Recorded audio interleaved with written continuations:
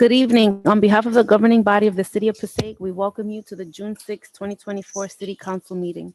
In accordance with Chapter 231, Public Laws of 1975, adequate notice of this meeting was provided by resolution of the Municipal Council adopted on June 13, 2023, setting forth the schedule of meetings for the year 2023-2024. Said notice was published and posted on the City Hall Bulletin Board by the Office of the City Clerk. Please be further advised this meeting will be conducted in person. The Zoom stream provided is for viewing only and is offered to the public as a convenience. On May 22nd, 2024, public notice and Zoom instructions for this meeting were published in the Herald News and posted on the City of Passaic website at www.cityofpassaic.com. Council agendas. Instructions are also available on the last page of this agenda. Please be guided accordingly. Roll call, please, ma'am. Councilman Monk? Councilman Love? Present. Councilwoman Mello? Present. Councilman Schwartz? Present. Councilman Garcia? Councilwoman Colon Montañez? Present. And Council President Scheer. President, should we all please rise? Heavenly Father, we want to thank you, Lord, for allowing us to meet this evening. Lord, we ask you to please guide us in the decisions that will take place this evening. In your beloved name we pray. Amen. I pledge allegiance to the flag of the United States of America and to the republic for which it stands, one nation, under God, indivisible, with liberty and justice for all. Council President, if I may, Mr. Mayor. gentleman who has worked on initiatives with the city in the past recently lost his mother, Mr. Howard Helfgott, and he had reached out just to let us know. Can we have a moment of silence for his family and all those that have had losses this month? Thank you, Mayor. Moment of silence, please.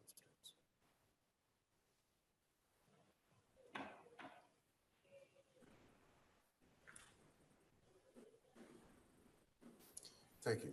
Thank you.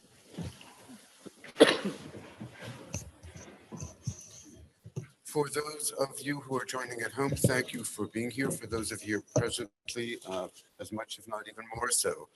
If you do not have a copy of our agenda, they're available to you online at the city's website. You'll find all the materials necessary to understand the goings on, the procedures for this evening, because you'll be receiving the same material that the council has in fact received by the administration in terms of making its best judgments on behalf of the people and citizens and residents of the great city of Passaic. At this time, we're up to Roman numeral 4 in our agenda, Mayor's update. Mayor, it's going to be a long evening for you, I think, sir, and hopefully a pleasant one. Hopefully.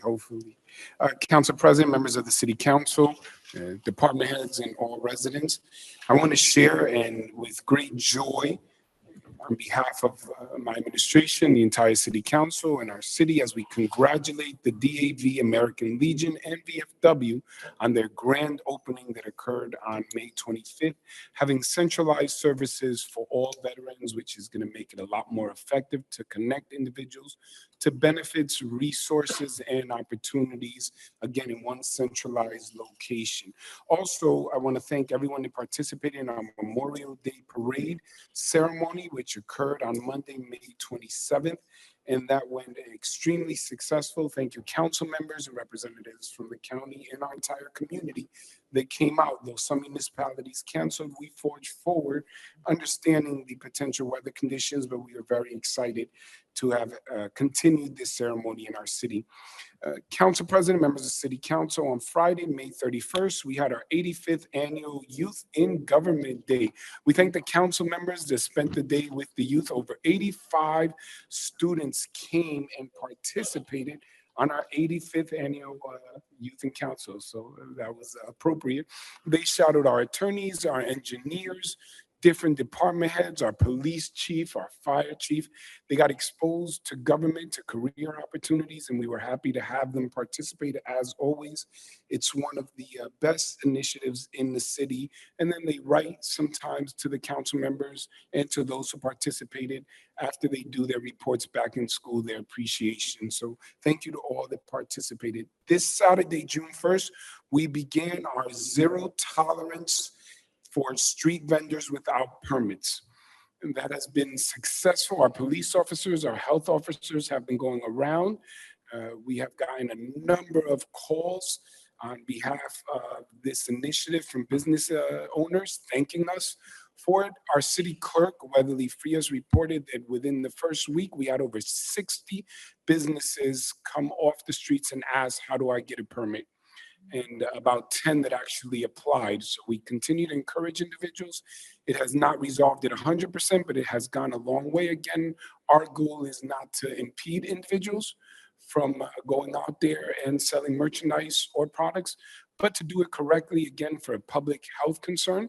Food that may be tainted or is not inspected could cause issues for seniors, children, those who have autoimmune conditions or have their immune system compromised, and just the general public. And if we can't hold you accountable, obviously that makes it very difficult for the city to back any of the products sold. We had some instances where individuals were selling seafood in the street and not refrigerated, meaning we didn't know how long they were out. And there are strict guidelines when it comes to seafood. So obviously this approach will be beneficial, but we encourage everyone to apply.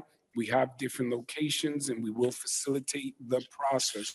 I want to thank our police chief, our police department, and our health officers who have been going out also through a grant of our UEZ, Urban Enterprise Zone. We were able to purchase vermin-free garbage bins. Vermin-free. We say vermin because oftentimes when individuals throw their garbage out in the city only in bags, raccoons, opossums, rats, feral cats, so many animals can come and open up the garbage. This attracts other animals. We got concerned for our commercial district, and we decided to put our heads together and come up with an innovative idea. We researched and found specific containers that are more conducive for keeping the garbage in and much harder for vermin or for the lids to open up. We asked the state if we would be approved to utilize some of the funds for our urban enterprise zone, which covers our commercial districts, in order to try to implement and provide these bins. And they approved it. So we were able to purchase these bins at no cost to the taxpayer, and we will continue to give them out to our businesses in these districts. On Monday, July 8th through the 26th, we begin our Junior Police Academy run by our police department, where fifth graders could sign up and they go through a week of police academy training. It's one of the more popular summer initiatives. We're extremely excited to remind parents that are watching or those who will see later on online to have your children register beforehand, because those spots get filled up very quickly. Also on June 11th, we invite the public, our elected officials, and everyone who chooses to be part of our Bicycle Master Plan virtual public meeting. Please go to our website to see the link where we'll present all of the potential routes for new bike routes. There can be comments regarding the existing bike routes, whether we should expand the initiative, reduce the initiative, and then you may be able to receive some education, as I would, in terms of what are the requirements and how do we determine what streets are conducive for bike routes, wider streets that still allow for traffic, as well as an additional lane for the bikes, obviously. But we do invite the public, as we always have done whenever pushing forward with an initiative that will impact our city as a whole. We want to hear from the public. So we invite all of the community members to join us. June 15th will be our Juneteenth festival, and again, fireworks. I was boast the city of Passaic under this administration was the first city in the state of New Jersey to provide it as a citywide holiday. The state followed up on it and then became a national holiday. We also are among the only ones that do actual fireworks for Juneteenth. This year, we'll be partnering up again with the NAACP, the Passaic African American Celebration and Parade Committee, to celebrate Juneteenth. I remind it is a holiday for City Hall and the city of Passaic, and this was on the news. We were the first city to establish it, so we were proud to do so on this holiday. Monday, July 8th through July 19th, our City Planning Institute program begins for students from 6th grade through high school to learn about planning. Look, one of the careers that we continue to present to our youth is urban planning, which is an actual career where you get to determine or work on initiatives and projects to decide how the city will be designed, whether there will be parks, passive recreation, bike lanes, where commercial areas can be designated. This is all a wonderful opportunity for the youth.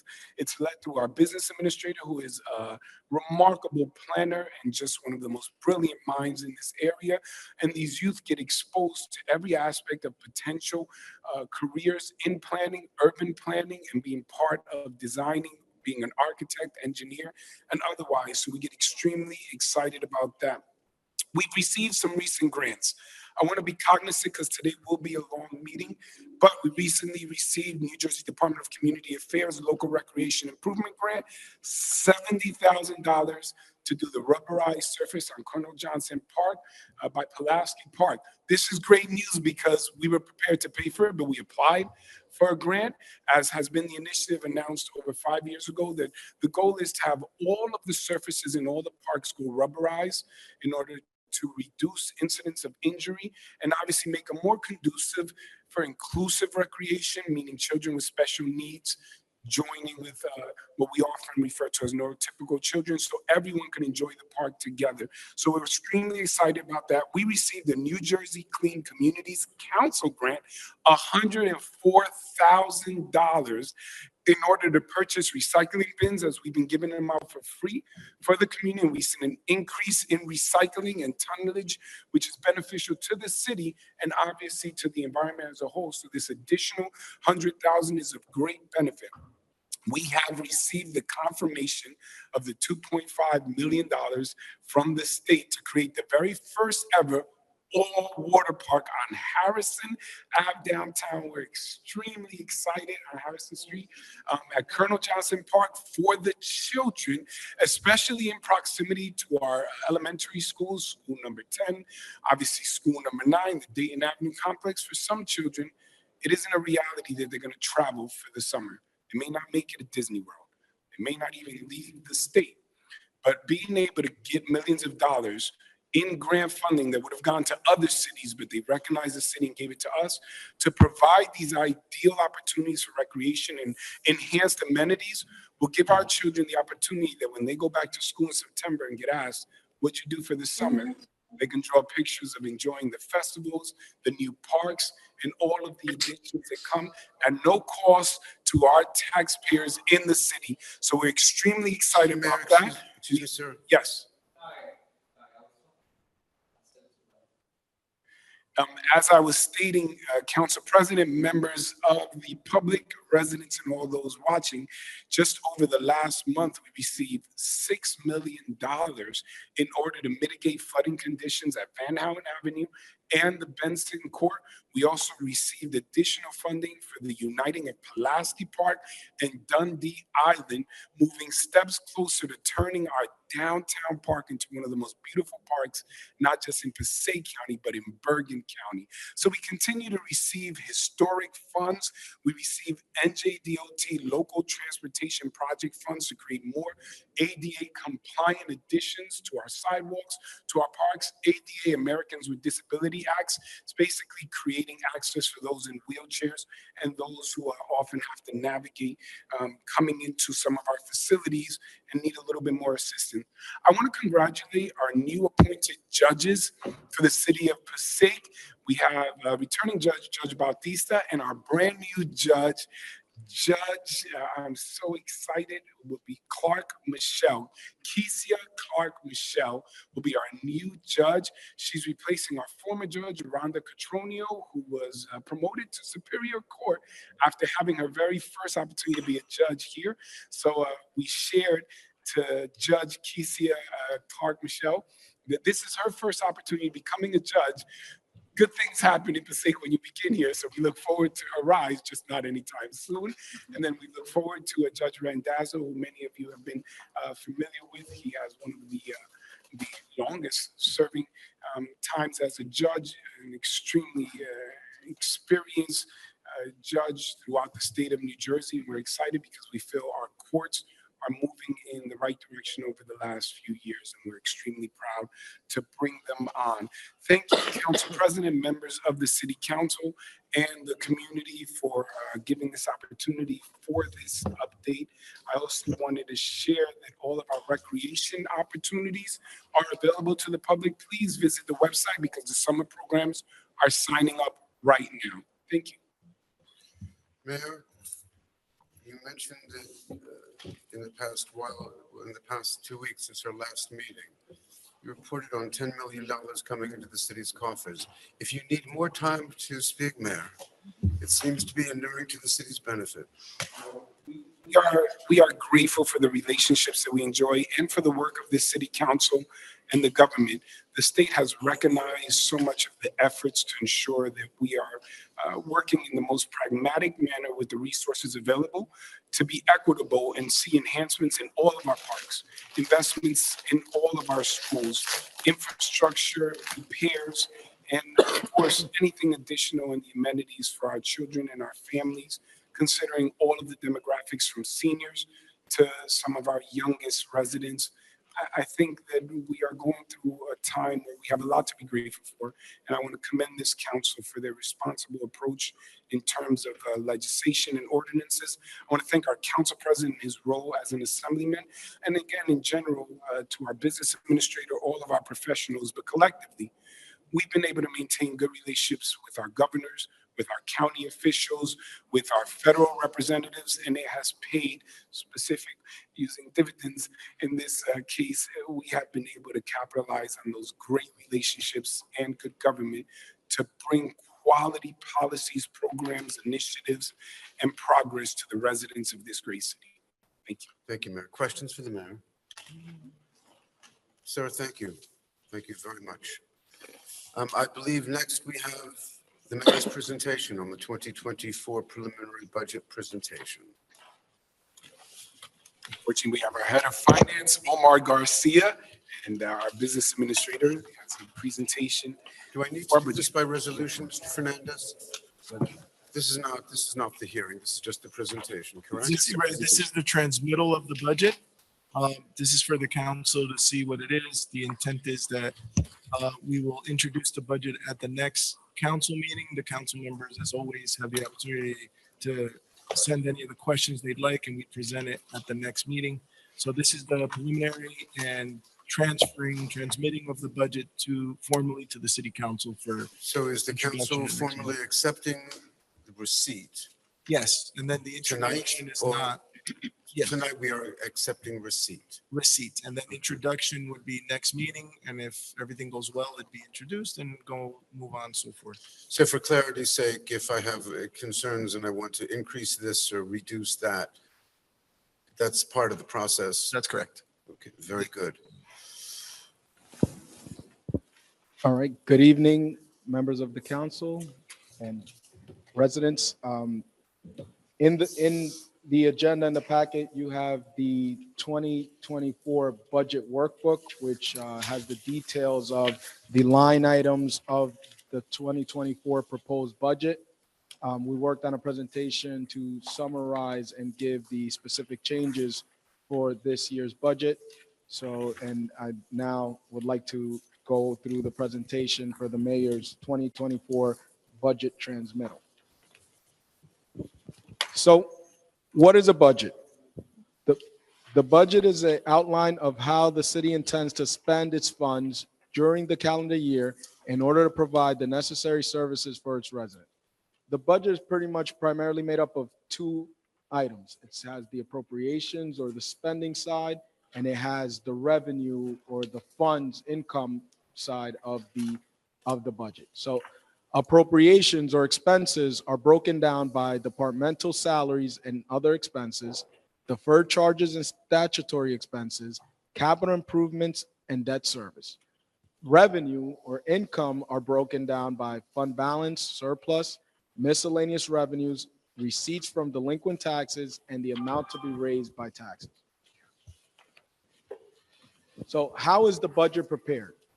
And as the business administrator always comments, the budget is not a one-day item. And in fact, it's a continuous conversation every day, multi-year conversation. But if you were to pick a starting point for any given year, it starts with the requests made by the departments or division to make a formal request on what they need for the following calendar year. The administrator, once those departmental requests are received, the administrator and CFO review those requests with the mayor. Then the administrator and CFO meet with the department heads to convey the mayor's approval or denial of said request. Once all the requests are formulated and compiled, that budget is then proposed and transmitted to the council. That's what we're doing here tonight at this council meeting. Then after this meeting, the council reviews the proposed budget, and as stated by the business administrator, at a future council meeting, the budget is then introduced. Then no earlier than 28 days from introduction, the city has a public hearing where the residents speak on any concerns or comments on the budget, and the budget is then the budget is placed before the council for final adoption usually at that same meeting. So now let's get into more specifics on this proposed 2024 budget. So as stated previously, appropriations are what the city anticipates spending for its day-to-day operations. The total proposed appropriations for 2024 is $116,514,808. And then you may ask, what are the significant changes in appropriations from last year to this year? So we highlighted some of the key increases. We have salaries increased $1,657,400, and that's due to contractual obligations to employees. That is 3.38% increase from 2023. Liability and workers' compensation insurance increased $1,678,000 due to an increase in premiums set by the Joint Insurance Fund. And I'd just like to add, this is increases that are seen all across New Jersey. Pension contributions, which are set by the state of New Jersey, increased $676,382, which is a 2.73 increase for the public employees retirement system and a 6.01 increase for the police and fire retirement system. Health benefits increased $1,994,000 due to an increase in health premiums set by the state of New Jersey. And I'll go into health benefits on the next slide as well. All increases above were set by either contracts or other governmental agencies. Also like to note, capital improvements increased $2,350,000 for sewer and drainage improvements, and that increase is offset by American Rescue Plan revenue, which I will speak about in a future slide.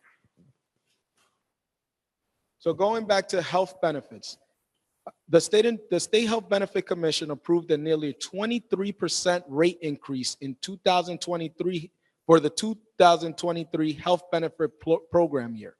That represented approximately $2,192,000 in increased costs for 2023. The approved rate increase for 2024 for health benefit premiums was 7.4%. That is approximately 30% increase over the last 2 years for health benefit premiums. The city will be utilizing $1,500,000 from our reserves to help offset the 2024 increase. The net increase for health benefit in the 2024 budget is $1,994,000. And like to make a note, if health benefit costs do not decrease significantly in the next years, future budgets will have to bear this substantial increase. Now, another note that we'd also like to make is the city's insurance brokers. We have consulted with our insurance brokers, and we've actually gone out to determine if there could be any cost savings that could be made by the city. Let's say if we go out and privatize health benefits through another carrier, and the broker prepared their analysis and got the different rates with our plans. And at this point, it's actually more expensive if we were to go out rather than stay with the state health benefits. Now, again, like I stated, the 2024 proposed budget appropriations was $116,514,808. And how that breaks out, the following: you have salary and wages at $50,733,000, or roughly 44% of the budget. You have other expenses at 42,267,000, or 36% of budget, and that includes items such as the health benefits that we spoke about, liability and workers' comp insurance that we spoke about, and other departmental expenses and contracts such as garbage and recycling. We have deferred charges of 15,565,000, or 13% of the total budget, and items included in there are the state pensions and Social Security expenses. Debt service is equal to about 2% of the budget, 2,098,000. And I'll go on about debt service on a future slide. Capital improvements, 3% of the budget, 4,050,000. And then reserve for uncollected taxes, which is a statutory expense that must be included in the budget, is 1,800,000, or 2% of the budget. So, and I touched on debt service, and just for demonstrations, the city of Passaic now has, this is the debt service looking forward for 2024 throughout the maturity of all our current bonds. And as you can see, the next bond to be paid off is actually a bond that we have issued from 2017, that the final payment will be in 2029. We also like to make a note that as of December 31st, 2023, the city has outstanding debt of 16,474,000 and still has a remaining borrowing power of $153 million. Now, those are the appropriations and the spending side of the budget. Now I'll move on to the budgetary revenue or income for the city. So revenues are how the city funds its appropriations. And as stated before, the revenue is broken down into categories of fund balance, miscellaneous revenue, grants, receipt of delinquent taxes from previous year's taxes, and then the amount to be raised by taxes for the current year. Now, some of the changes from last year's revenues to this year's revenues. So the city is utilizing $6,114,601 in fund balance or surplus. That's an increase of $793,601. We are also experiencing an increase in interest income of $821,000 from the previous year. We also experienced an increase of $654,143 in municipal relief funds. That's aids provided by the state of New Jersey. We also have a new revenue coming onto our budget. It's related to pilots or payment in lieu of taxes of $196,000 for 26 Jefferson Street. We're also utilizing $8,135,000 in Federal American Rescue Plan or ARP funds. That's an increase of $2,085,000 from the previous year. And again, I'll touch a little bit more on ARP funds in a future slide as well. And then finally, we have an increase in the amount to be raised by taxes of $3,649,655, which is a 5% of the prior year tax levy. And I'll say my idea, our revenues, just because, of course, in the state of New Jersey, you have to have a balanced budget. Our revenues are a total of $116,514,808, and they break out as follows. We have miscellaneous revenue of $25,582,000, or roughly 22% of the budget. Items included in that are such as state aid, fines and costs like court fines, code enforcement permits and fees.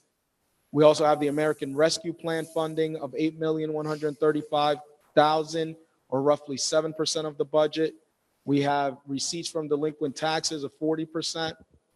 We have surplus anticipated of $6,114,000, or roughly 5% of the budget.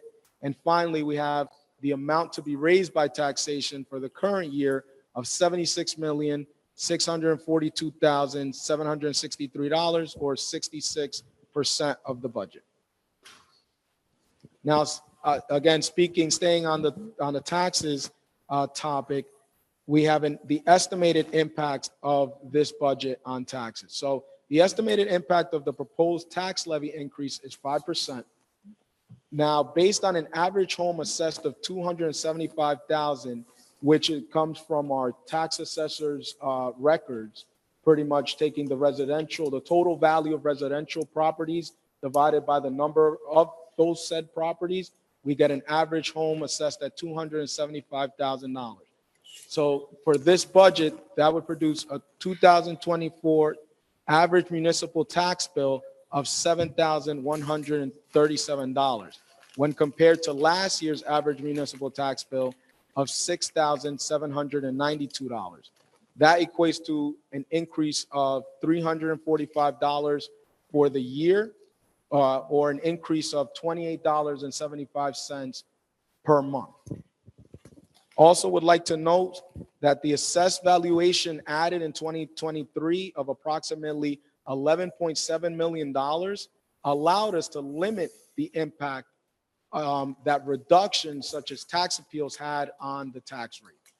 And also like to note that based on the school, the library, and the estimated county taxes, the city estimates that the total tax rate increase would be around 3.45%.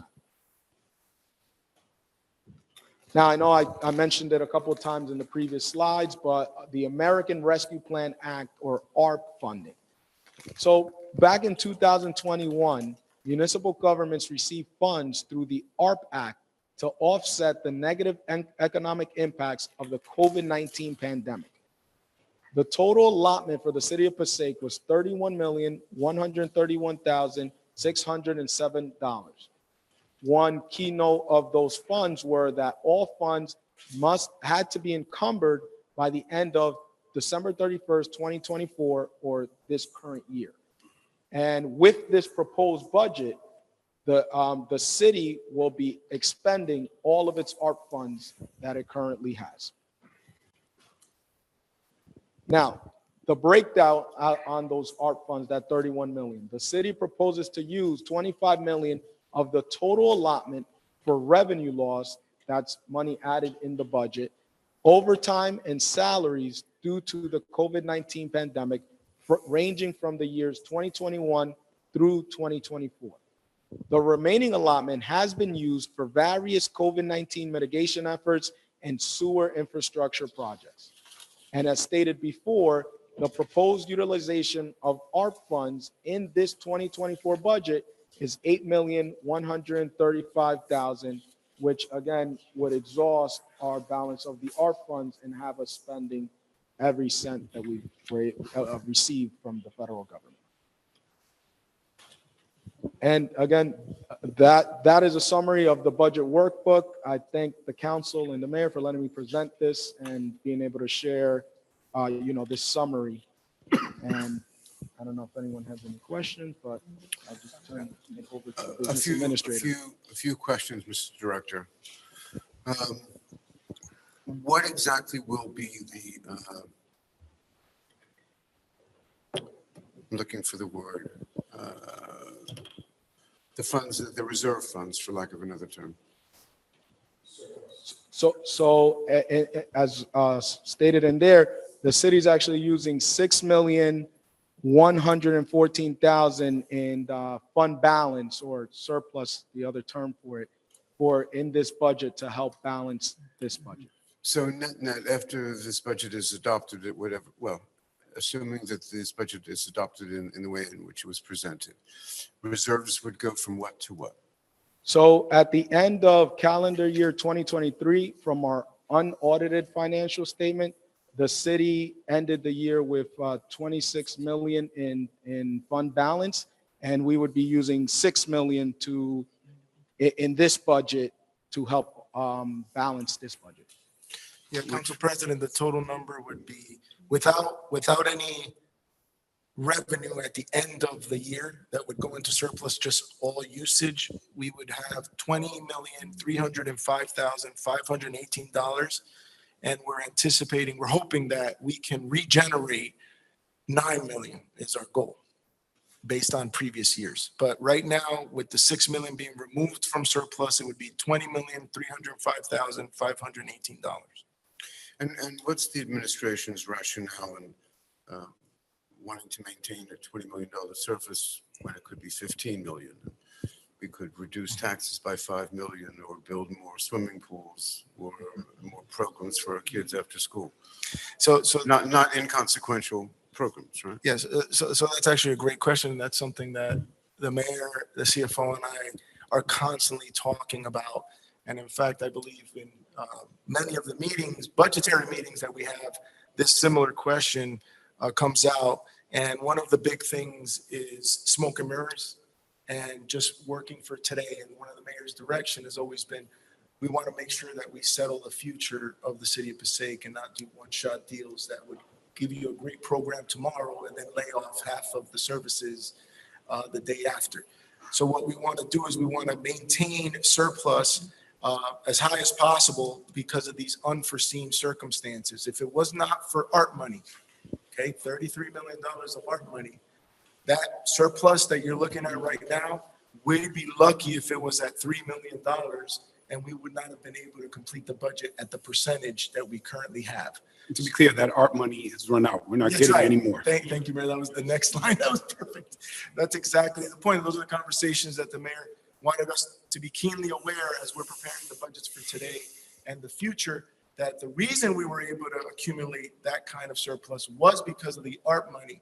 I also like to note, just to expand a little bit on what Omar said on the art projects, what we did in the past is we did it as a project, but to use all this money, right, we creatively put it in as revenue loss. And that's why you see like the capital improvements be a little higher.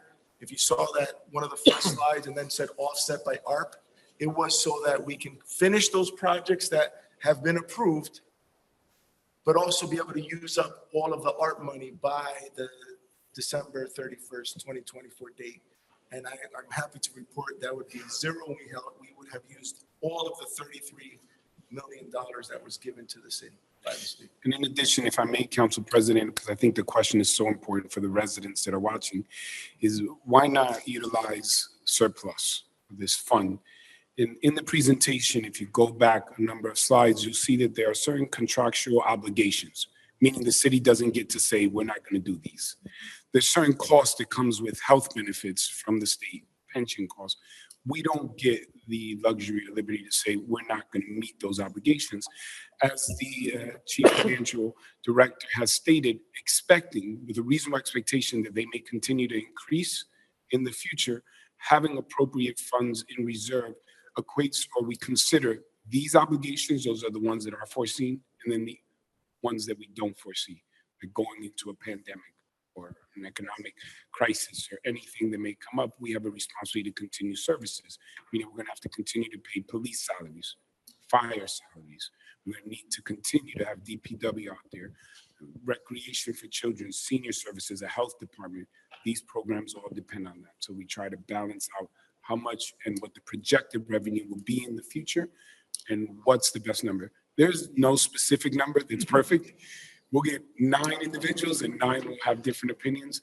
But fortunately, we take the opinion of our auditors, our accountants, professionals that have done this for years, and obviously government officials that have been through the ups and the downs of government over these many years.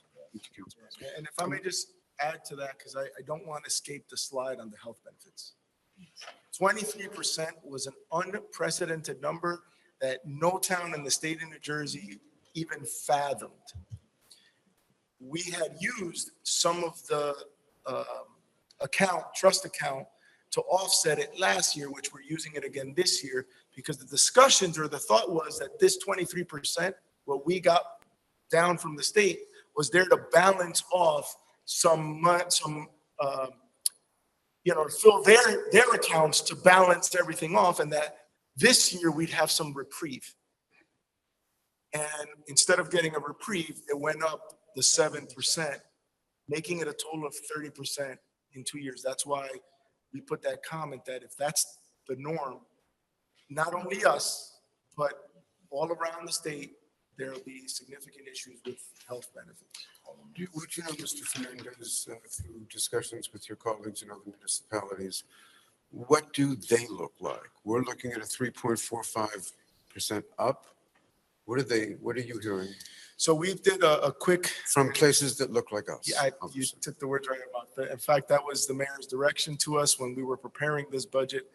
And our sister cities some of them have gone up double digits, are pushing the double digits number. Even our sister city of Clifton is going up higher. And Teaneck, by the way, which for the last 3 or 4 years have zeros, that's why we always got to be careful about the zeros, was pushing 10% this year.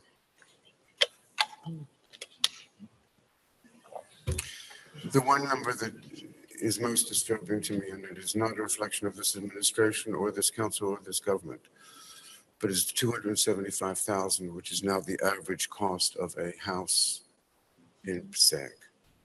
And that is frightening in terms of people who have just finished school, just got out of wherever, trade school, college, whatever it is, and how much money it's going to cost for them just to do anything. Questions from members of the council? I have a question I just wanted to ask. I need you to Great. speak a little bit louder if you would, Councilwoman. First of all, great presentation, well explained, but you think we can get an email, not a copy, because I don't want to use the paper, an email of your presentation, because I think it explains more to us and we can see it, how it's broken down. Absolutely, I can share with the clerk. We can share it. That's it for me. Would the administration feel comfortable, and I'm not so sure you should feel comfortable, but would you feel comfortable if any parts of this discussion have been recorded, would be available to the public? I'm fine with the presentation. Obviously, those who are joining us publicly got to see it. It was on the screen. So we're fine. Good. Thank you, Mayor. Why don't we save it by tomorrow if that's your decision, that's great. If it's, I can well understand where I, God forbid, in your shoes, I don't think I'd be so generous. But I understand. We try to be proactive and transparent, and sometimes we prefer to err on the side of being more transparent to ensure that the public is understanding of the work that goes into this process, which I'll take this opportunity just to share. You know, it's a difficult response for the business administrator to say what municipalities are raising where. No one wants to point the finger at another municipality. But I have no problem. I know, from the state level, it's a little different, the perspective. But I will state this, many of our cities around us that had historically been known for low percentage of increase, while this council and this administration said we would do our best to reduce, but never play smoke and mirrors or kick the can down the road. And I'm not saying that's what they've done. Many of them now are going 10% and double digits on the residents. We've all said it for years. Our goal is to not get to that place where we would have to do a 10% or a 12%. We've been working hard to go 5% and less, and our goal is to be steady. We don't pretend with the public that there aren't going to be taxes. There are services, there are programs, but that we would always work together and to try to be as upfront as possible. So yes, we would love to be able to get through this process without all the bumps, but we welcome the public. We want the information available to them because we want them to know that the responsible and pragmatic approach of this council and our administration over the years have positioned us to receive historic funding and at the same time allow us to come together and say, how low can we go here for our residents, knowing the challenges they face. So thank you. Thank you, Mayor. Comments, questions for Mr. Fernandez? Councilman Monk. Thank you. How does the surplus fund work? Where do the funds come from every year? So the same revenue sources that Omar stated. So in the state of New Jersey, we're not allowed to anticipate more than what we received the year before. So let's say this year we anticipated $6 million, but something happens, some new things come on the books, and now we receive $9 million. So that additional $3 million gets added to the surplus because it was above and beyond what we anticipated for revenues that year. Things of that nature, areas that maybe were underspent on certain issues, maybe estimates that came in lower than anticipated, then all that gets rolled in. It's on our annual financial statement. That's why sometimes we have to wait till the last minute so they can balance our books, and we know exactly how much is going to be able to go back into the surplus account at the end of the year. So that's how it pretty much is a balancing of the books of what expenditures we actually made versus the revenue that we actually brought in. And then the offset of that becomes the surplus that we put in our coffers for balancing the budget in future years. Okay, so let's take for last year, 2023, the budget was 108 million, and actual came in at 100 million. So where does that extra $8 million go? Into You the spent- surplus account. So last year, the surplus account went up $8 million. Right, but you're not counting the amount that we spent, right? So if we spend, so if we put in for the last year's budget, $5,321,000, right, and we don't use it, then that's part of that 8 million, right? It's not like it's new money. It could be just money that we didn't spend. So it's not an additional 8 million. It's just, we didn't spend some of the stuff we didn't use the year before. Right, so I just want to make sure, just for clarity, I don't want you to think, oh, it's $8 million. No, it's $8 million total, but if I put in 4 million, right, it's not 8 million new, it's 4 million new. I hope that I explained that correctly. Okay. Another question, you had a slide up there that showed where these funds went. Our funds, the 30 million that came in for COVID, right? Yeah, the ARP funds? Yes. So what the large percentage of that went for salaries, for overtime and so on and so forth, right? Actually, in that slide, and if you want, I could pull it up again, If you but don't mind, the 25, There's 25 million allocated for that, isn't it? yes, sir. But most of that money was actually put into the budget as revenue loss. So the slide did say, just bear with me just to bring it up. Let's see if I can go backwards now. Here. So you're talking about bullet point here. Bullet point where I said 25 million of the total allotment was for revenue loss, overtime, and salaries due to COVID-19 pandemic. That 25 million was actually put into the budget as revenue loss. So it actually helped offset what we would have normally had to raise in either other revenue or taxes to help balance the budget.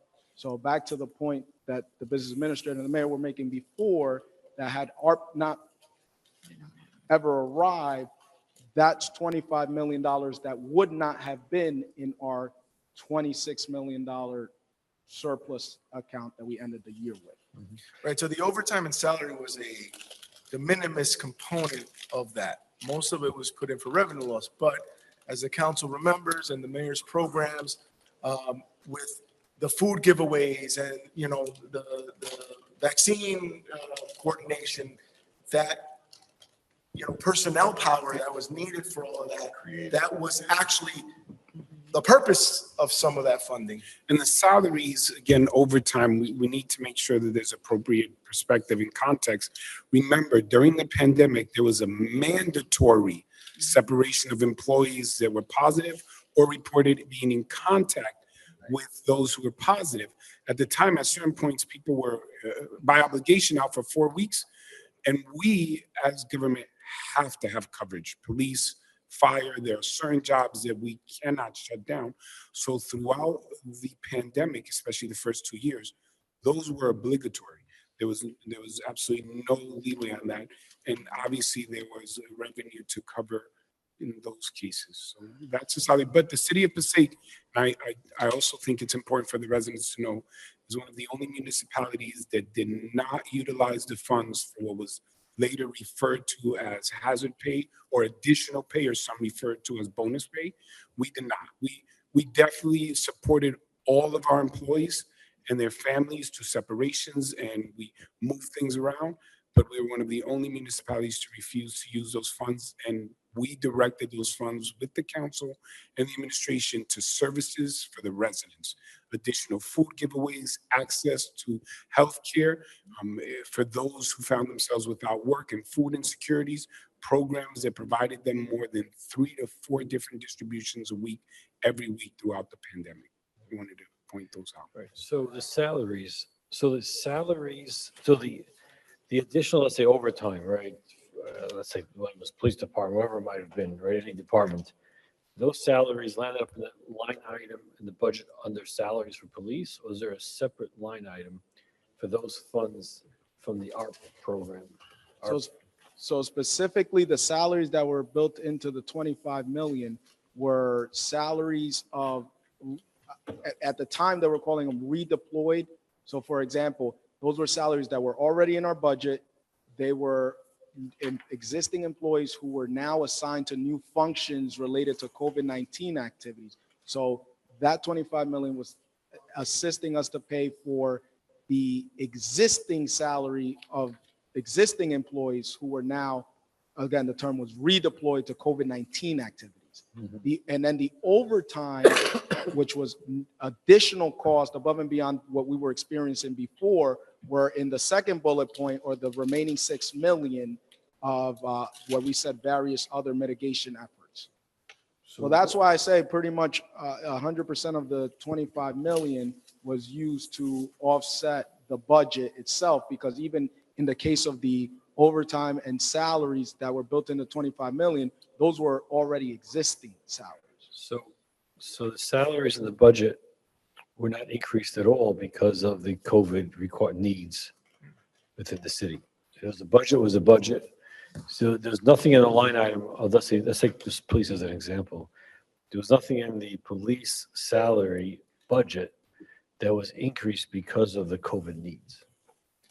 Had there not been any COVID, let's say COVID never happened, the salaries and the budget would have been exactly the same for the police department. That's my question. Right. But again, the offset was like the mayor said, right? Remember when COVID first started, somebody sat next to you and sneezed, you were out for 2 weeks, right? And you had to be quarantined. Well, the first year was 4 weeks. It was 2 weeks that you get the test, and then you have to Wait, and then you come back. Right. So then those were massive amount of people during that time that had to be allocated of overtime. So that had to come out of additional overtime budget. But instead of it coming from the taxes, it came out of the ARP monies. Understood. Okay. Now, looking forward, you know, we have these ARP funds, right? Which in this year's budget, you're using the last funds that are available, the $8 million. What does next year look like when we don't have those $8 million? Now, I understand there's surplus money, right? But how does this? What does our financial performance look like going on in the next 2-3 years? But also 30 million. I understand we used a lot of the money for good things, but we also use it to help get the budget where we want to get the budget, right? Yes, the revenue. So what happens? So, and that's actually in the perfect response to Council President's question on the surplus and why not more surplus, and the mayor and the BA's response. Right now, there's $8 million in the budget to help balance the budget. And again, 2 million of it is dedicated towards capital projects. But then to your point, the other 6 million is helped to offset current expenses that we're going to have going forward, because it's for current existing employees and other expenses. So now next year, we'll experience a shortfall in our revenue of that $6 million that's no longer there. And the idea is exactly to that point.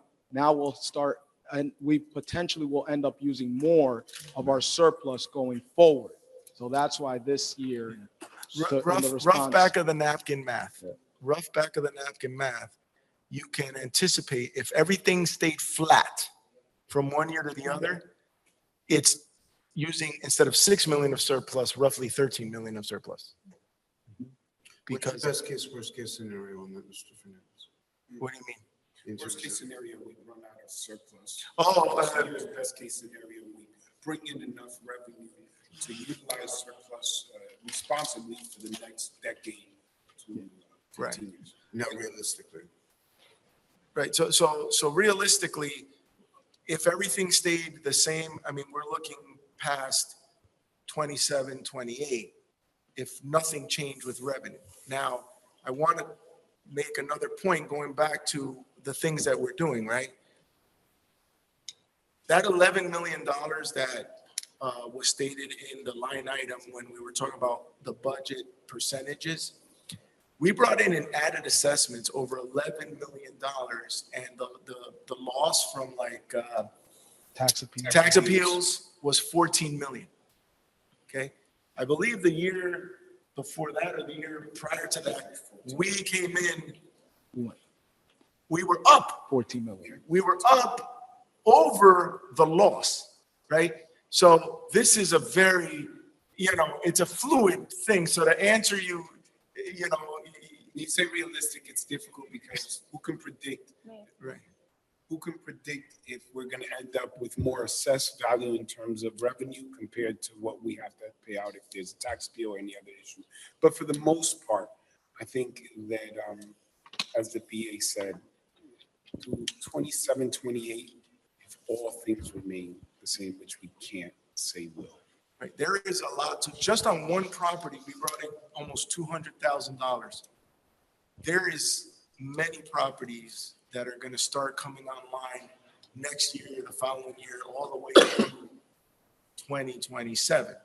And we're talking about double this, right? I mean, just the A Street project alone is 3 times the size of 26 Jefferson, right?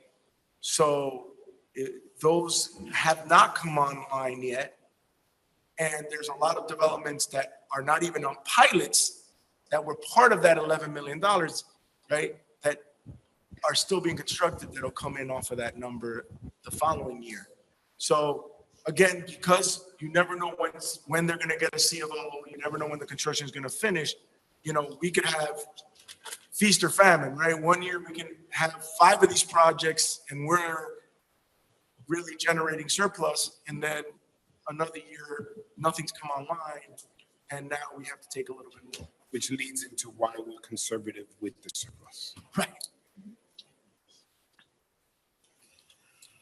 So I'd like to point out that out of all the budgets we've done, the fact that we had a year where we added assessed more than what we lost was, I mean, decades and decades. I don't remember that happening. I mean, I'll defer to some of the council members that have been here longer than I have, but I don't remember in any recent history that that's ever happened, and it happened under this administration. Councilman Monk, your light is still on? Yeah. In terms of like this, the average, we call it 275 per, how does the commercial properties fall in with that? How do you strip out, you come up with that number? Do you take all the assessed values of just the homes, like use the same class?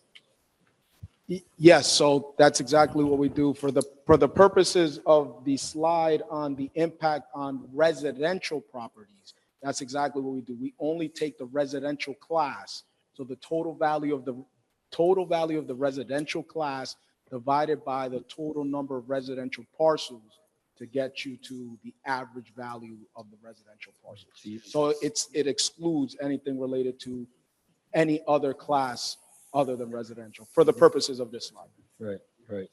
So and just so you know, right now our ratio is 55%, which means that 275 translates to a market value of about 500. Just so the council knows, a residential. So for all intents and purposes, we're talking about $1 million. Right? Well, the average home would be 500,000. And in market value, not city assessed value. This is Right. This is assessed value, meaning the assessed value on the tax assessor's records based on the last time we did a revaluation. Right, because, some people will look at this and be like, what do you mean? I don't ever see a house at 275 in the city of Passaic. No, you don't, because our ratio is applied to that, which is an actuality of an average home price of $500,000. Just So basically, assessed value is around 50, let's say you said 55% of true value. right. That's That's our That's- ratio roughly. That's your That's ratio. exactly right. The, yeah. I guess, this is something for the last 30 years has always been the topic, right? Right? It seems like the magic number here is 5%. As long, but why 5? Why not 7? Why not 3? I understand it can't be 0, Yeah, right? because But, and, when you have a number in mind, you work to get to that number no matter what it takes, So in this scenario, we got the ARP, funds, we have the surplus number, we could just get it right into 5%. Well, why not 3.5? that's a great Okay, question. just like, why is that the magic number? Allow me to answer. So one of the directions that I gave to our chief financial director and our BA is what will our budget look like for the next 5 years, for the next 6 years?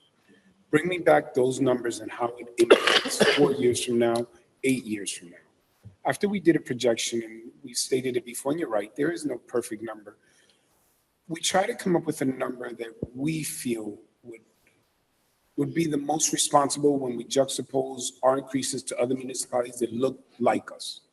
We came up with a number of 3 would be that average number every single year that would be around fair. Ideally 0, no, ideally negative, you get something back, right? That'd be wonderful. In order to get that average number, we realized that these difficult years, and we had said this about 4 years ago to the public, we announced it beforehand 3 years ago, that we were gonna go through some years of 5, 4, 5, and then in the projection, we were able to see in the long term where that would position us to be at 3, 4, 3, 3s, depending if the numbers work out. Again, we're not prophets. We don't know what extenuating circumstances we're going to face. We don't know what direction the state will go with certain obligations that we can't say no. But these were based on a projection, considering some of the changes and increases we've had in the past, looking to the future for a long-term budget, not just today and maybe next year, but what 8 years from now would look like. That brought us to the number that we have often shared collectively, we would be more comfortable with. And we would love 1s, but to do a 1, only to come back to have to do a 9, Well, yeah, so that's where we saw the I average. guess, the question I'm going with this is that, we know what the city is made up of, right? There are people, and this has always been, we know that as like the city's always pushing, affordable housing and so on and so forth, because we do have a large percentage of people that struggle, unfortunately. And when people, get their paycheck and they come home, right? And everything goes up, cost of food goes up, electricity goes up, gasoline goes up, right? Taxes goes up. They have to make a decision at the end of the day, at the end of each month, what they can afford, what they can't afford, right? So someone who's having meat twice a week, now they went down to once a week, right? And they filled in with chicken, right? Someone who's buying, whatever, certain fruits, they went down now to watermelon, whatever it might be. That's how we all live, right? We have a budget, we have to cut, so on and so forth. In government, obviously, it's a little bit more difficult to do it, right? There's statutory contracts in place, there's insurance costs, and so on and so forth. But let's say we approach the budget saying, you know what, there's a federal law that you cannot increase taxes more than 3%. You could just stand at your head. Yeah. What will we do? You have no choice. So we would have to make some tough decisions. Yes. So obviously you always have to weigh those decisions, what can we do, what we can't do, right? But we don't have that law that sits over us that you can only raise at 3%, right? We've had caps that Yeah, the forced caps, us. right. And then there Yes. were certain circumstances that were logical to cap it. Here's what I would say. I think we have an agreed and I think collective vision that we want to provide services to the residents at the most minimal cost. But there's also an expectation that we're going to provide safety, emergency response. And in making these commitments, this council is aware that we have had to face some of our bravest and seen them laid off.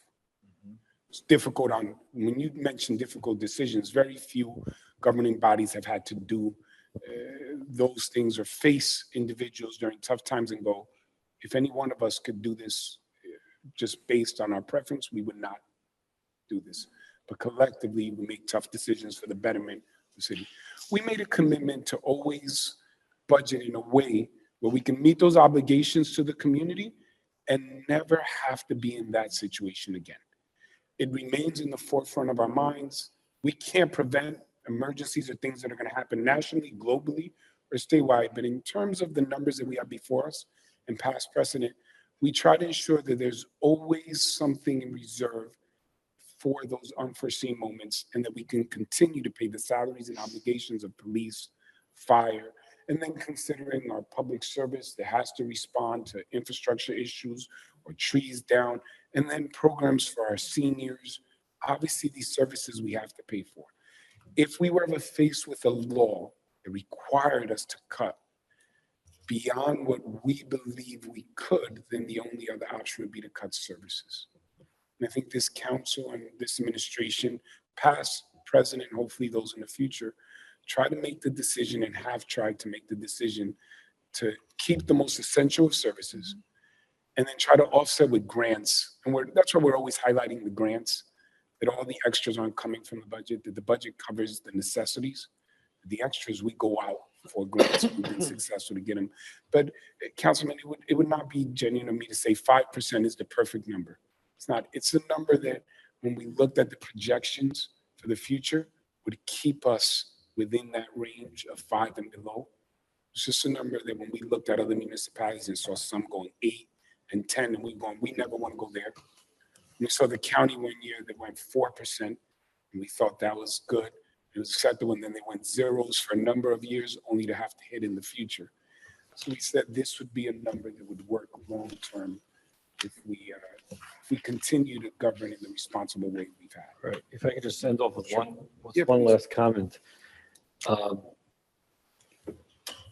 The difference, and I respect and I appreciate all the time and effort that goes into putting this budget together, right? And if you look down the list here, and you compare from last year to this year, you can see that a lot of effort has gone into keeping most of the line items in different departments really pretty much flat from the year before. And most of the increases really have to do with contractual garbage and insurance, which this has been just the history of everybody, right? Personal people, the government, and so on and so forth, right? All our budgets. Exacerbated by the pandemic. Yeah, right.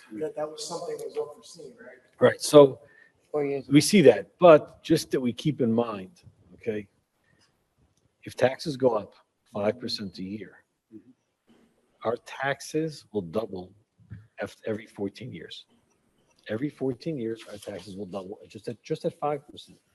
The difference between 5% and 3.5% is that 3.5% taxes will not double for 21 years. Which goes to my point of the long term trying to get us to that 3. So, yeah, That when I asked for the numbers, how do we eventually get to the 3 to 28? yes. And it would be doing the 4, the 5, the 4, and then the 3 and trying to stick Right. So there. I just make that point is that the difference between 3.5 and 5 is that 1.5% difference. Is taxes doubling every 14 years or every 21 years? And I That's the impact that 1.5% we can mean to our residents. And I That's love my that last point because that's obviously you went a little higher than me. I came to the number of 3. So when I asked them, how do we get to 3 every year? These were the numbers that they gave me to go from 5s to 4s to eventually get to 3s. But I agree with you. Our idea would be around that number, not even 3.5. I would wish we can go 3 and under every single year. And Considering the difficult years that we face now, we feel that 5 is an acceptable number to get us to that place where we could be stable. right. And at 3%, your taxes will double every 24 years at a 3%. So, and that's based on an IRR calculation where, if it goes up 5%, if I go from $100 this year to 105, Now my 5% next year is on 105, not on the 100 original. So now our calculation, it's a difference of 14 years, or 21 years, or to 24 years, basically, whether it's 5, 3.5, and 3. And Okay, I thank have you. no, I've shared this, I'll share publicly. I've asked that we could get to 2026 and 2027 at 3.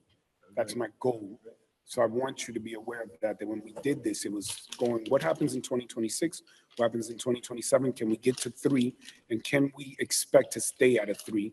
And these were the numbers that we could. And, well, I'm sorry, I said one last comment. I do have one last comment. And I do reserve the right, when we get to 333, to say, why don't we go to 1, 1.5? Councilman Love, please. Yes, so historically, is there funding like ARP that comes our way? We have never received funding like ARP. Of course, yeah, that's probably the largest, but I'm talking about anything that. When there are circumstances like FEMA, obviously, when there's a major disaster and then FEMA allocates specific funds to the president or the Congress and Senate, in their wisdom, put money aside, it goes to the state, and then we can draw from that specific to what just occurred. But it's hard for us to budget hoping that something occurs or expecting something to occur. We have additional funds that come through grants. That's an additional revenue. We apply for it. We compete with other municipalities.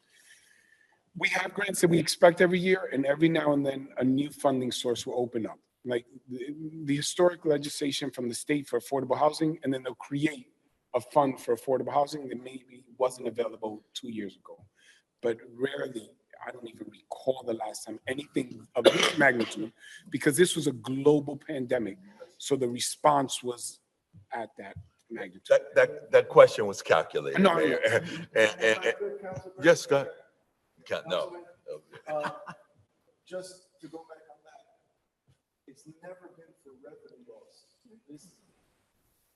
This is the first grant of this magnitude that was specifically for revenue loss that is injected directly into a budget versus a program that. No, he knows he's making them. No, I know, but I figured he would.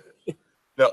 I'm trying to get one more Yeah. information to say something else. No, but I wanted that I wanted to highlight that and have that come out because these are not funds that we can really expect often.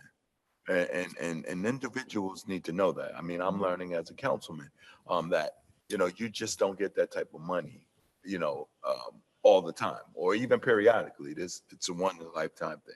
All right. So I just wanted to point that out. And also, one of the things is, Mayor, both you and your administration, you guys are in peculiar situations because you have to prepare this. So you're going to be either the hero or the villain. And one of the things that I saw, and my colleagues that was around for that can speak to it, we got presented those tough decisions when we had the layoff. They were presented to us. And it was a list of, this is the scenarios. These are where we can save money. And I'm just suggesting that we go back to that so that when we get the budget and we're looking at it, you're getting more eyes and ears and more accountability and for the budget even before it's presented. Because those we can council as well as the administration to collectively, we can kind of make those decisions on those tough decisions you may not as a mayor want to make, right? And all due respect. I mean, you have to live with every decision, whether we vote on it or not. You have to. So my suggestion is that somehow, if there is some cost savings, then they can speak to Councilman Monk's position. If there's an opportunity for some cost savings, don't make that decision in a vacuum or in a bubble by yourself. Present something or those things that can potentially, cut services or hold back, and so we can put our heads together and see how we can. Agreed. Thank you. Very generous of you, Councilman. Are there any other questions for If I may. the administration at this point? Yeah, I just want to make a comment to Councilman Miller, please. the mayor and his administration.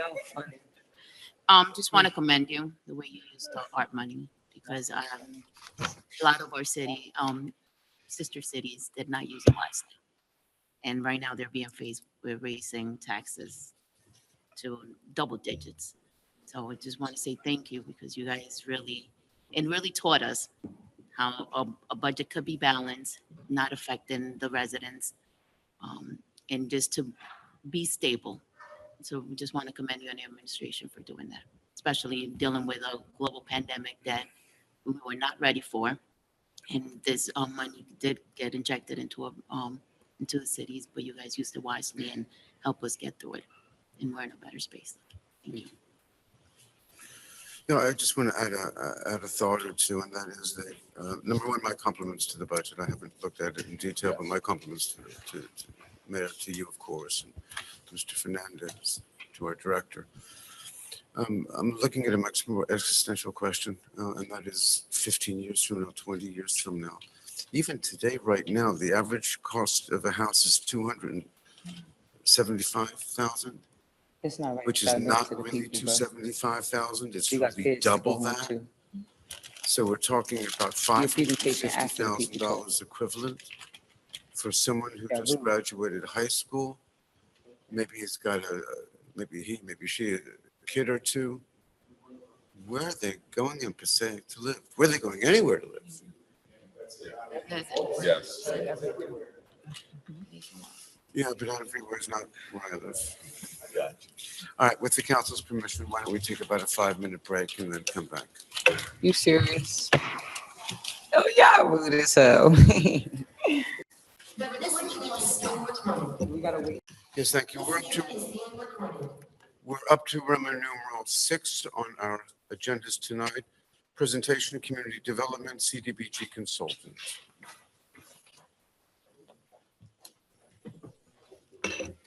Good evening, council, community, mayor, BA.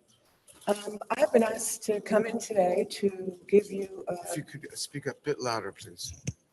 I've been asked to come in today to explain a little bit more about our home program and the application process as it pertains to development and the affordability units. First of all, we advertise every year. We get funding for home and CDBG. We advertise and let the community know it is now time for them to, plan on what they would like to see done within the city. We have a major meeting. Currently, it's been in Zoom since we've had the pandemic, and they're invited to the table to tell us what they would like to do. We explain to them what the programs entail, what the funding is for. Home, as you all know, is for affordable housing. We can use it as well for first-time home buyer. And we've used it in the past for rehab. Currently, we have several years of home money that we are trying to expend. Getting developers to come in has been a bit slow previously because some of them have somewhat of an issue with the rules and regulations governing the funding. They must complete an application. The process is completing the application. We have to be provided with site control, permits, environmental assessments, the remediation of any hazardous materials, and all the financial commitment. We review that in-house to make sure all of that is available. At that point, we take the application and we submit it to our underwriter. Underwriting is a specialized skill, as you know, but primarily, each project is reviewed on a case-by-case basis. It's no direct procedure for all of the projects. It's contingent upon quite a few things. Shovel-ready is one of the issues, which is pretty much very key in that we only have 5 years to spend the money. We have 2 to commit and 5 to spend. So when we get a project that's shovel-ready, it is beneficial to the city in getting those dollars out the door. Because if we do not spend them in the appropriate amount of time, HUD can come in and recapture those funds. With regard to the underwriting itself, every year we get a maximum per subsidy unit. That is the maximum we can offer any developer for units based on unit size, be it 1, 2, 3, 4 bedrooms. They give us that information. We determine how much they get based on all of the paperwork they submit to us. And that would be the pro forma, the analysis of their past projects, market analysis, construction costs. Primarily, we like to keep the internal rate of revenue between 15 and 20%, 20% being the industry's standard. The pro forma statement is key in that this document allows us to see a summary of the anticipated ongoing project expenses. And with that, it's critical in establishing the feasibility of the application itself.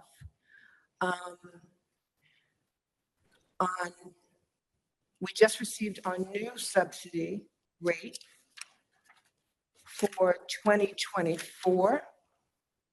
And for a 1-bedroom, it's $208,048. 2-bedroom is $252,993. For a 3-bedroom, $327. And for a 4-bedroom, it's $359,263.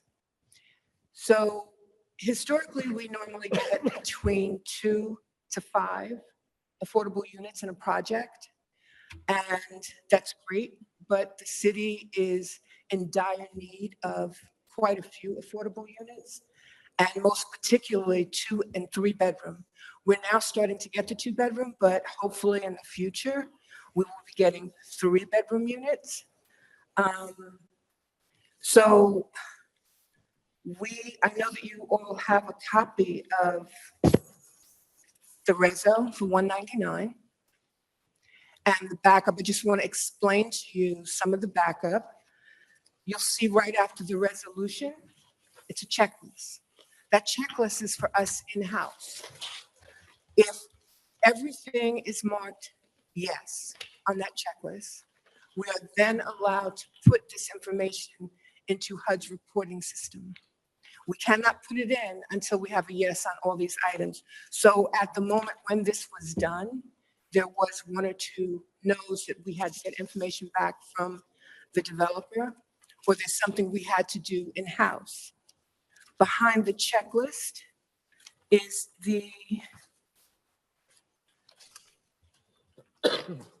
directly behind the checklist is the underwriter's review. He gives a detailed review on every project we submit to him. Again, there are various and sundry things that come into play with regard to him giving us a determination as to, how much each project will receive, and not the least of which is the pro forma, shovel ready, availability of funds, because if we have no funds, there's no point in going through this exercise. Location even comes into play, and the number of home units is key to determine the overall package. So that pretty much, in a nutshell, is how we process our home applications. I know there may be some questions. Councilman Love. Yes, thank you for the presentation. How was the process advertised? How much, what I'm sorry? Advertised in terms of, Well, every year, like I said, we go out and let the community know that our new funding is getting ready to come through the city. We solicit them with a notice in the paper, and they come to the meeting. Those who don't have an understanding of either program, we explain to them both CDBG and home. They can come into the office, they're told. There is the website. We put everything on the website. So that's how pretty much year-round developers can come year-round. Home is different from CDBG in that way.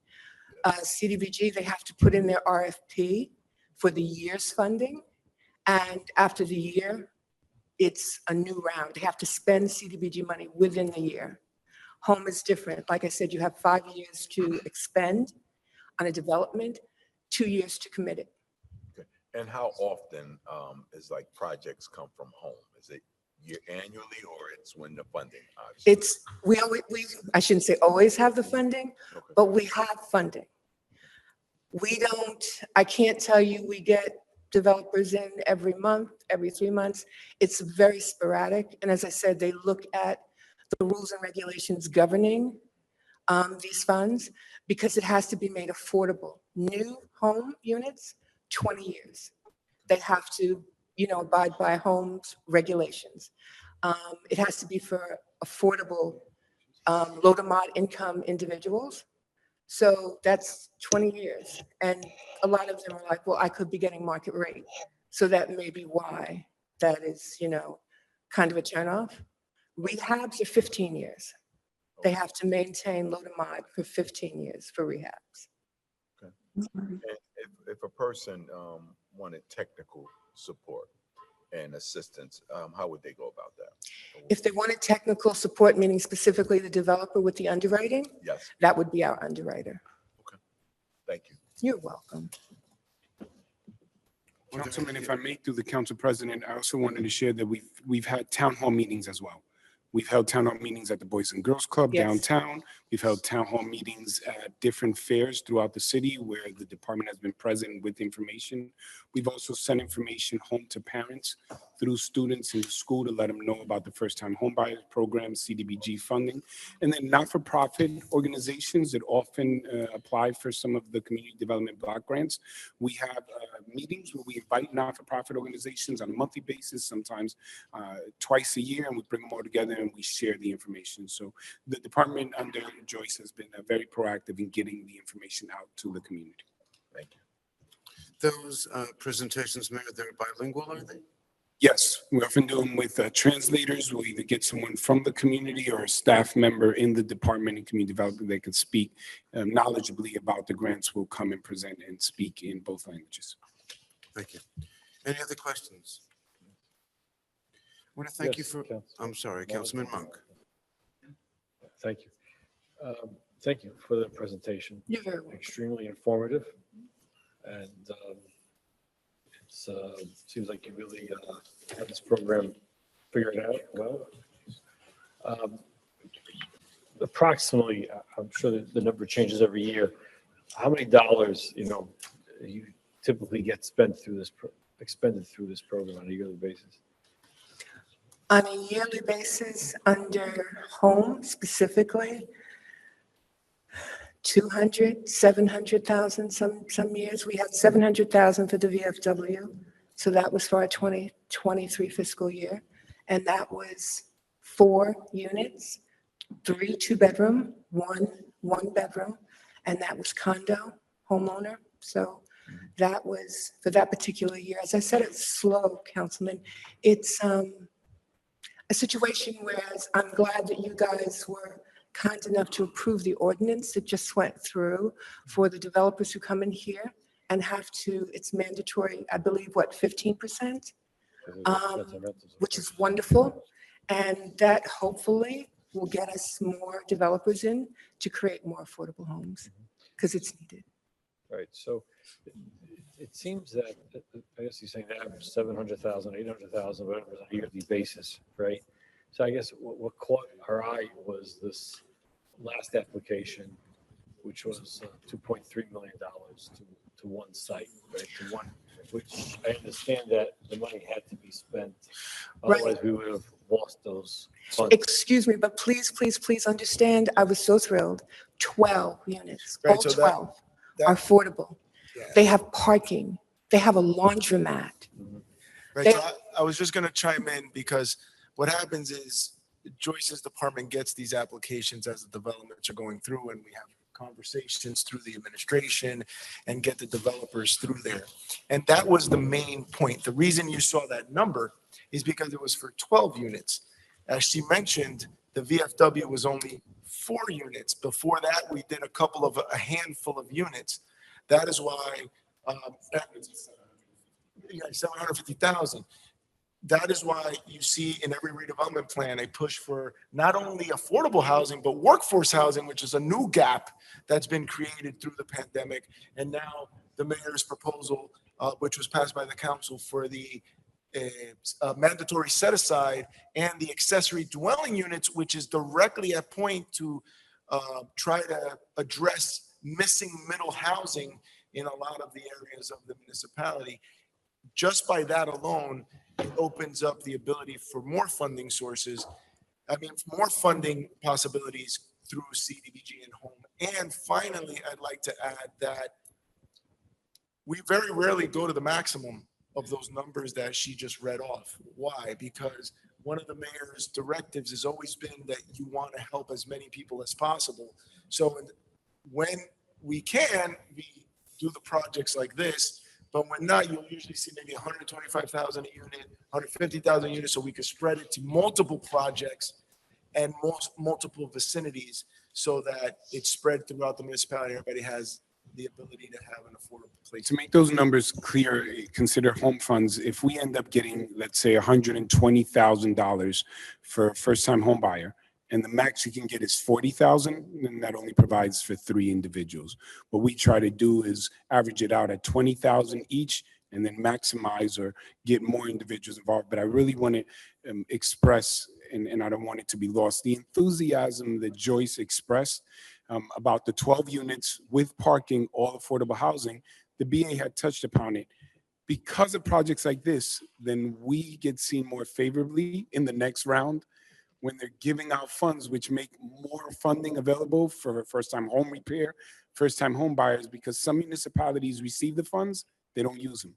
They end up sending them back. So when we get an appealing application, if we maximize in certain funds, like instead of having to return 2 million, we go, this is a project, 12 affordable, parking, certain amenities, still affordable.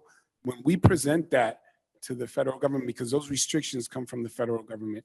So when we present that, again, it makes the city look better, and then we get more funds to give out to more residents. That was why she responded that way. If I may, is that correct, Joyce? That is correct. Sorry.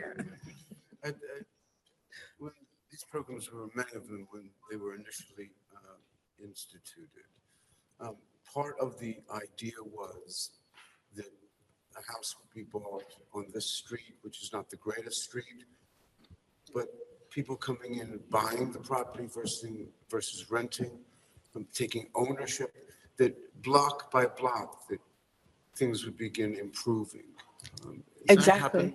And this particular developer is interested in more property here in the city. I told him that moving forward, we have to do mixed units, but he's interested in giving us more affordable units. So, yeah. And to answer your question directly, Council President, the answer to your question is yes.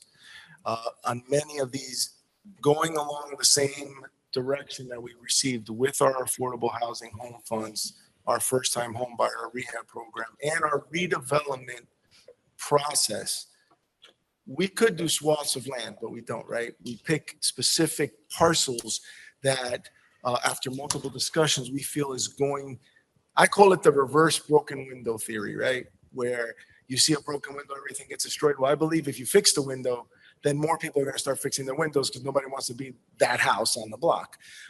And I can tell you that on many occasions, when you look at it, you see little by little the uplifting of the area and that neighborhood by infusing those dollars. And one thing that Joyce noted that I know the mayor and myself have said on many occasions, we're also looking at mixed incomes to provide greater opportunities for everyone in the municipality.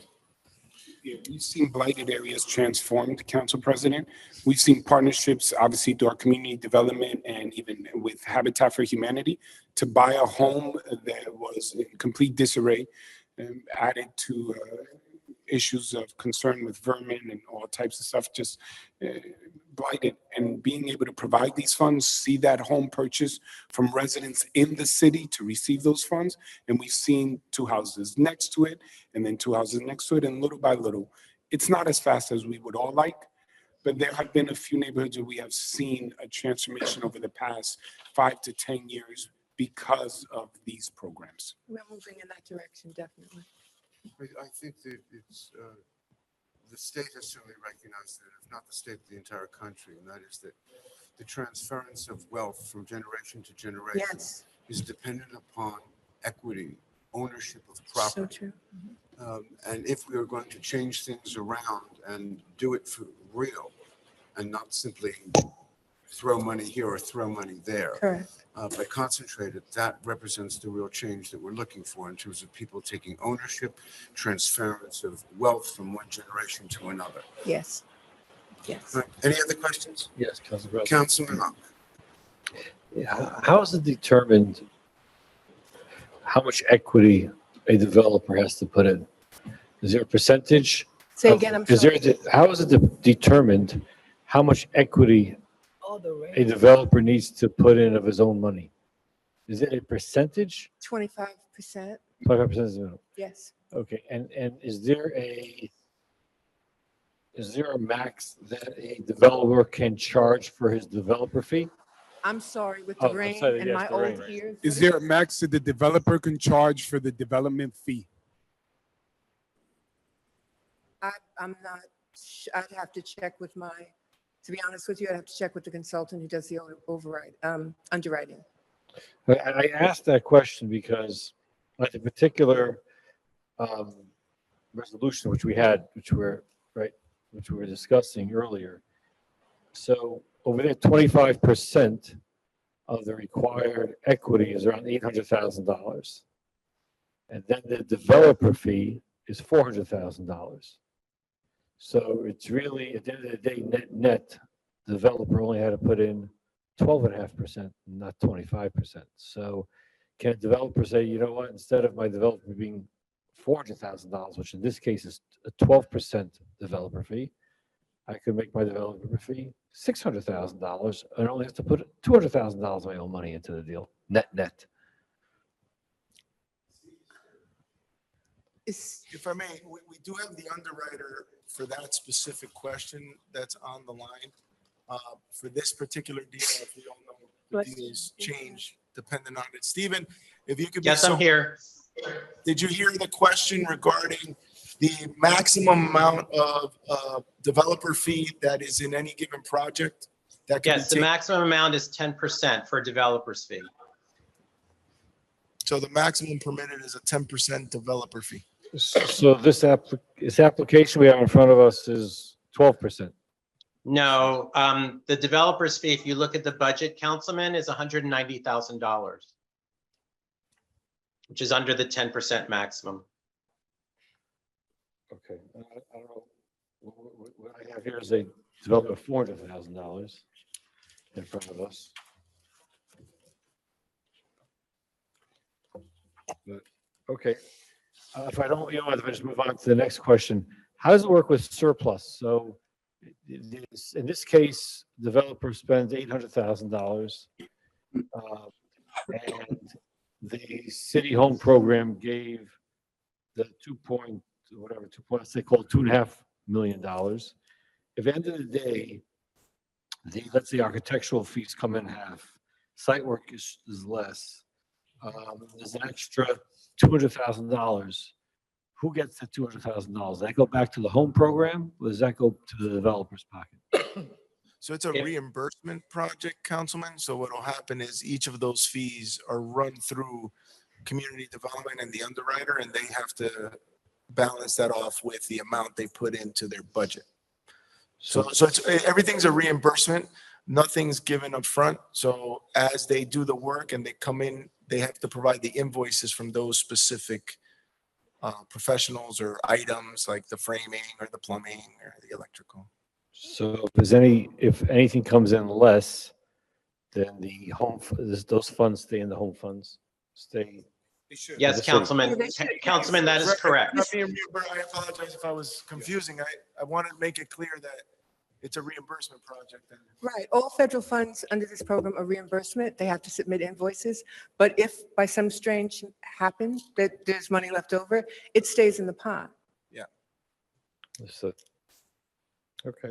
And Councilman, if there's a cost overrun, the developer has a completion guarantee that includes him covering any cost overruns. Right. I saw that. I read the, yes, thank you. Thank you. What, I think I have one last question. I think. Does the city have, the municipalities have the right to establish their own, I'm not gonna use the word housing authority because we have housing authorities, right? Their own, call it affordable authority, right? Affordable housing authority, where we could, the city itself, well, we could use these funds to build these affordable housing projects. So you can. And then even at a certain point, refinance them ourselves, right? Through local banks who will want to give benefit affordable housing residents, right? In the city, give good rates, and then take that money, roll that money over into building more affordable housing. If we're funding it ourselves, Councilman? Yes. So in other words, They to can- take this money and You to can even, come and get home money. The city can get Can home come, money. yes. To buy and build, yes. Yes, but we were just talking about the budget and services. We'd have to open up a completely new department and we would become, in essence, landlords of those buildings. But it is viable that a city would take on a project and do it. You know, there are municipal 100% affordable projects out there throughout the state that do happen, but they usually have another entity that runs it. So right, for separate. example, in the VFW case, you have Habitat for Humanity, housing authorities do it all the time, community housing development organization, CHODOs, usually run them and maintain them, as part of their assets versus a municipality. So what happens a lot of times, just for the liability and the management of it, the municipalities may get the ball rolling and start the process, and then at some point transfer that ownership and management to another entity. Okay. Thank you. You're welcome. Thank you. For real? I can keep going if you really want, but I just, Are there any other questions for the lady? No. Thank you very much for being You're with very us tonight. welcome. Thank you. Yeah, so I just want to thank Joyce and Stephen, who's on the line, for Thank being here. Thank you. Stephen, thank you. Thanks, guys. Have a good night. Have a good night. Thank you. We're up to Roman numeral 7 on our agendas, hearing of citizens. In accordance with the Open Public Meetings Act, NJSA 10:4-1 et sec, the council opens every public meeting for comments of the public. However, in accordance with NJSA 10:4-12, nothing in this act shall be construed to limit the discretion of a public body to permit, prohibit, or regulate the active participation at any meeting. Therefore, please be advised that the council will not entertain any comments from persons who communicate obscene material, make statements which are considered bias, intimidation, in which a person attempts to intimidate any individual or group because of race, color, religion, gender, handicap, sexual orientation, or ethnicity, or makes comments intending to harass or speak any offensive language. The person who makes these statements will relinquish their allotted 5 minutes for public discussion.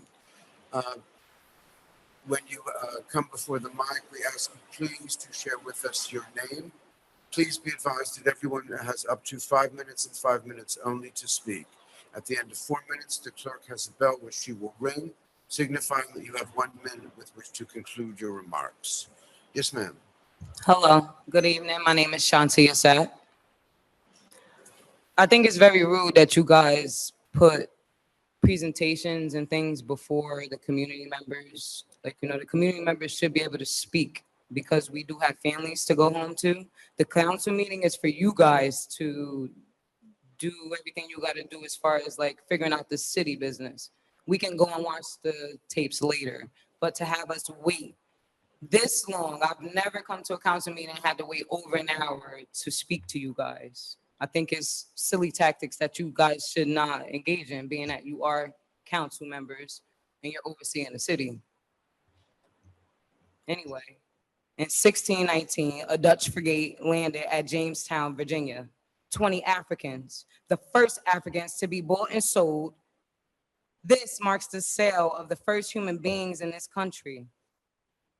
In colonial America, We come now to 2024, and we are just products of a Holocaust. Same as you guys, well, some of you. Literally in 1600s, they passed laws that made Black people and only Black people to be serving as slaves for the rest of their lives. 2024, I still feel like we still living under that same regime. You guys are in the council, but I feel like your methods are outdated. Council, community members come here and we express our opinions. We tell you that something's wrong and you overshadow it, you dismiss us. But as a council and as a mayor, it should be fair and just for all community members. It's been 2 years and we have been sitting here fighting. I've been fighting for 2 years for a farm ran and led by people of color in your city, yet you don't see that as something that would be beneficial to the children, which is already proven to be beneficial to the children. We were bought here 1619 to farm for you guys. Now in 2024, we want to farm for free and you want to tell us we can't? We still can't live? We still have no rights? Police officers are going around the city and targeting Black people, yet it's just a livelihood thing. Or I come here and I'm speaking spuriously. My comments are spurious. This is my life you're talking about.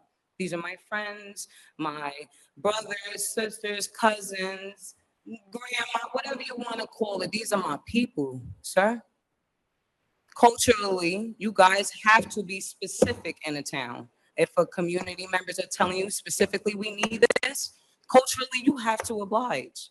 We don't have to wait for processes or procedures in order for something to be deemed beneficial to a community. We've been waiting to farm. The same people that you're going around the town and arresting, these are grown men that you're arresting in the town, are the same people who go and they develop that farm space that you guys placed a white security van at. Why, I don't know. And I have a video and witnesses that literally say, Mayor, some Spanish man, Hispanic male, standing at the farm, led by people of color, still struggling. You guys are not gonna help us build it, which you haven't for a whole entire year. It's been over a year. And we're developing it ourselves using recyclables from the city because we care about waste management. We care about climate justice. We care about ourselves. We care about racial equity. We care about being a part of this community, and we are active community members. We are active community members, yet you want to keep saying that we're not. We fight all the time for our rights, peaceful protests, council meetings, petitions. Still, we got to fight for a park. Carney Bragg Park is a historic landmark. I don't know what you guys think you're going to do with that. However, to honor him, he's been here for years, serving his community and other communities here in the county of Passaic. And you're going to sit here and you're going to put a concession stand in his park? Are you serious? That's how you honor him? Because his people are using his park that you dedicated to. Come on, bro. You don't gotta like it, but you guys haven't been there for an entire year. You haven't did anything to that park but let it degrade. We like to use the park. We like to use the park for chess. The children love to learn about chess. Can you guys beautify the park? I believe your time is up, ma'am. Right. You need to step down from the podium. Right. You have anything to say, sir? When you step down from the podium, ma'am. When you step down from the podium. She stood here and spoke. Just Ma'am, like any other community members, ma'am, they stand here I and am they asking you please respect. to step down. When I come here, you do I that. am asking you please to step down. Response? Whether the council has a response is up to each and every member of the council. Each member of the council may or may not wish to comment. One way or the other, no one is going to comment with you standing there. This woman just stood here after you guys come. This woman was not part of this process right now. She was asked to attend this meeting specifically and share with the council the state of a program. I don't know, ma'am, I'm saying that you are coming as a citizen or as a resident of the city. She was not here in that position. I will not go back and forth with you. Please step down from the podium.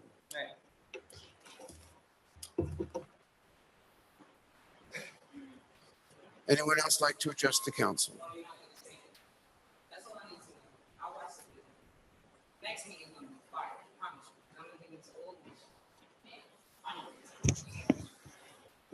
Yes, sir. Ari Mack, 187 Howard. Can you guys hear me? I'm sorry? Can you hear me? Well, barely, but yes, we can. All right, I'll try to speak a little louder. By the way, for those of you here, boats will be provided to get you home tonight. Yes. Good evening, City Council. Good evening, everyone. There's a few things on my agenda that I would like to speak about. Number one, 287 High Street. There is a no parking sign down. It's been down for about 2 weeks. I believe PSG was doing some work, and then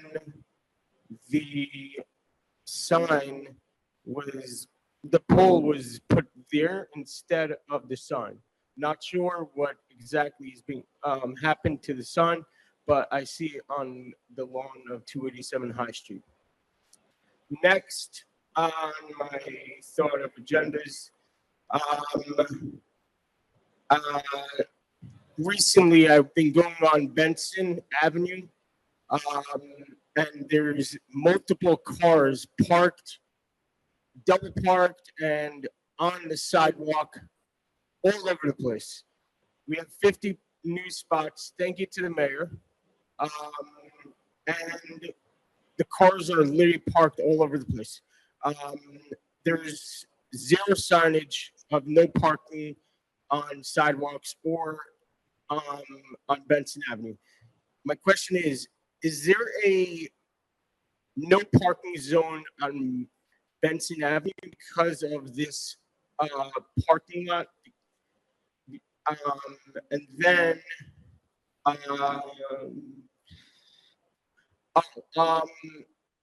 recently I've been noticing there's been another one parking by 171 High Street. No, not High Street, Howard Avenue, by the pump. There's been a lot of cars parking by the pump. I'm thinking that we should get more yellow painting over there. Same for the corner of Manhattan and High Street. There should be more paint of the yellow, because the yellow paint has been wrecked out, if possible. That's what I got on my agenda tonight. Thank you very much. Thank you, sir. We would ask, I don't know if you've had the pleasure, but we would ask certainly in the future if you could make sure to call DPW or whatever agency is involved as a first resort. We appreciate your coming and sharing with us your concerns. But if it's been 10 days or 2 weeks since last the council met, potentially that's 10 days, 2 weeks when whatever authorities needed to be notified. So we thank you very much for being here and sharing with us. And just ask that please contact the city administration by phone also. Okay. Thank you. Anyone else like to address the council, please? Yes, ma'am. Good evening. My name is Renee Briggs, and I live at 23 Aston Place, apartment 6C. My concern tonight is concerns of a lot of young men in my community. A lot of young African-American men that don't feel that they are safe in the city. I kind of got to agree with them because I'm living with one, a 16-year-old grandson, on February the 22nd of this year, on his way home from school, was jumped by a carload of Hispanic boys because he was an N from the A. They don't call Astor Place APP no more. They call it the A. He ran for safety. Ironically, he ran in the direction of School 20 because he was a student at one time in School 20. Calling me on his phone, I just happened to be at the Garden Vista making arrangements for my church to host an affair there. Me and the young lady that governs the day-to-day operation of the Garden Vista and booked the hall just happened to see all of this disturbance outside the window, never realizing that my grandson was the target of the confusion. We immediately got on the phone. She opened the doors and allowed him to come in. When the police officers showed up, they were more concerned about my hysteria of him bleeding from his head and had been beaten with a metal bat and other objects that they didn't even really do any concern. He was attacked on the corner of Passaic and Main Avenue. We used 2 banks with cameras, merchants with cameras, but they were so concerned about my reaction to seeing my grandson bleeding from his head. No one ever went and looked at any cameras, tried to get any footage. He told me on the way to the trauma center at St. Joseph, he said, Grandma, they're not going to do anything to help me. It broke my heart, literally broke my heart, that my grandson would think in the city that I gave so much of my time and energy to, that he knows he's not going to be protected by the local police, or know that any positive resolution is going to happen to him. So therefore, these kids are now resorted to vigilante justice. Him and his friends, yes, my grandson Sharif and his friends, started to go to look out for some of those boys that was identified in his attack. And they had been attacking them because they felt that the police department didn't do anything. And they didn't, because they told me they couldn't find no footage. But nobody went out that day when it was reported to retrieve anything to benefit, support, or to help Sharif. So now I'm left with a community and 2 teenage African-American boys that on the onset of a summer don't feel to be safe in the community in which they live in. A young man was already shot in broad daylight in Aspen Place. Building 23 was shot up 9 times, riddled by bullets. Kids are just coming down there. I don't know what the problem is, but I thought it should be identified. And one, which is Alpha Sphere Village, is the moneymaker of the Passaic Housing Authority. A whole lot of money, $500,000 is given in shared services for police protection. But my young men there and my grandsons don't feel protected. I do want to say this, and speaking to Deputy Chief Gentile, his concern was more or less my hysteria than not having a resolution for my grandson or identifying the car or anybody that had anything to do with it. But I want to say this. Recently, I called Chief Guzman, and we are starting a conversation with the young men at Sphere Village. I want to thank him for that. He's personally taken on that responsibility to come down and speak with the kids and give their perspective. No, I do not play in the public parks. No, I don't walk up and down the street playing. I personally feel safe because most people not checking or messing with Miss Renee anyway. But I also want to say thank you to Joyce in the Department of Community Development. Thank you, Ms. Worked along Griggs. with me and Mr. Van Rensselaer Thank you, thank you, Ms. Griggs. to start a team. It's 5 minutes, Ms. Griggs. I'm like Shantae. It's a black issue. It's 5 minutes. Chief, could you help us with this one, please? I mean, not taking this case specifically, although perhaps we should, but can you give us an idea of there's an assault, there's an assault Yes, on the street. so when There are the, cameras all around. yes, when the original incident occurred in February, I was away, but Renee called me and I directed her to the investigating officer or detective at the time. In conversations I had with them, the cameras in that area weren't working. So we weren't able to get the footage needed to positively prosecute. There's other avenues that could be taken. And at that time, arrests weren't made. And last to my knowledge, no arrests have been made. But she called me this week. She wanted to have a meeting, just me and her. She wanted to come to my office. I couldn't at the moment that she called.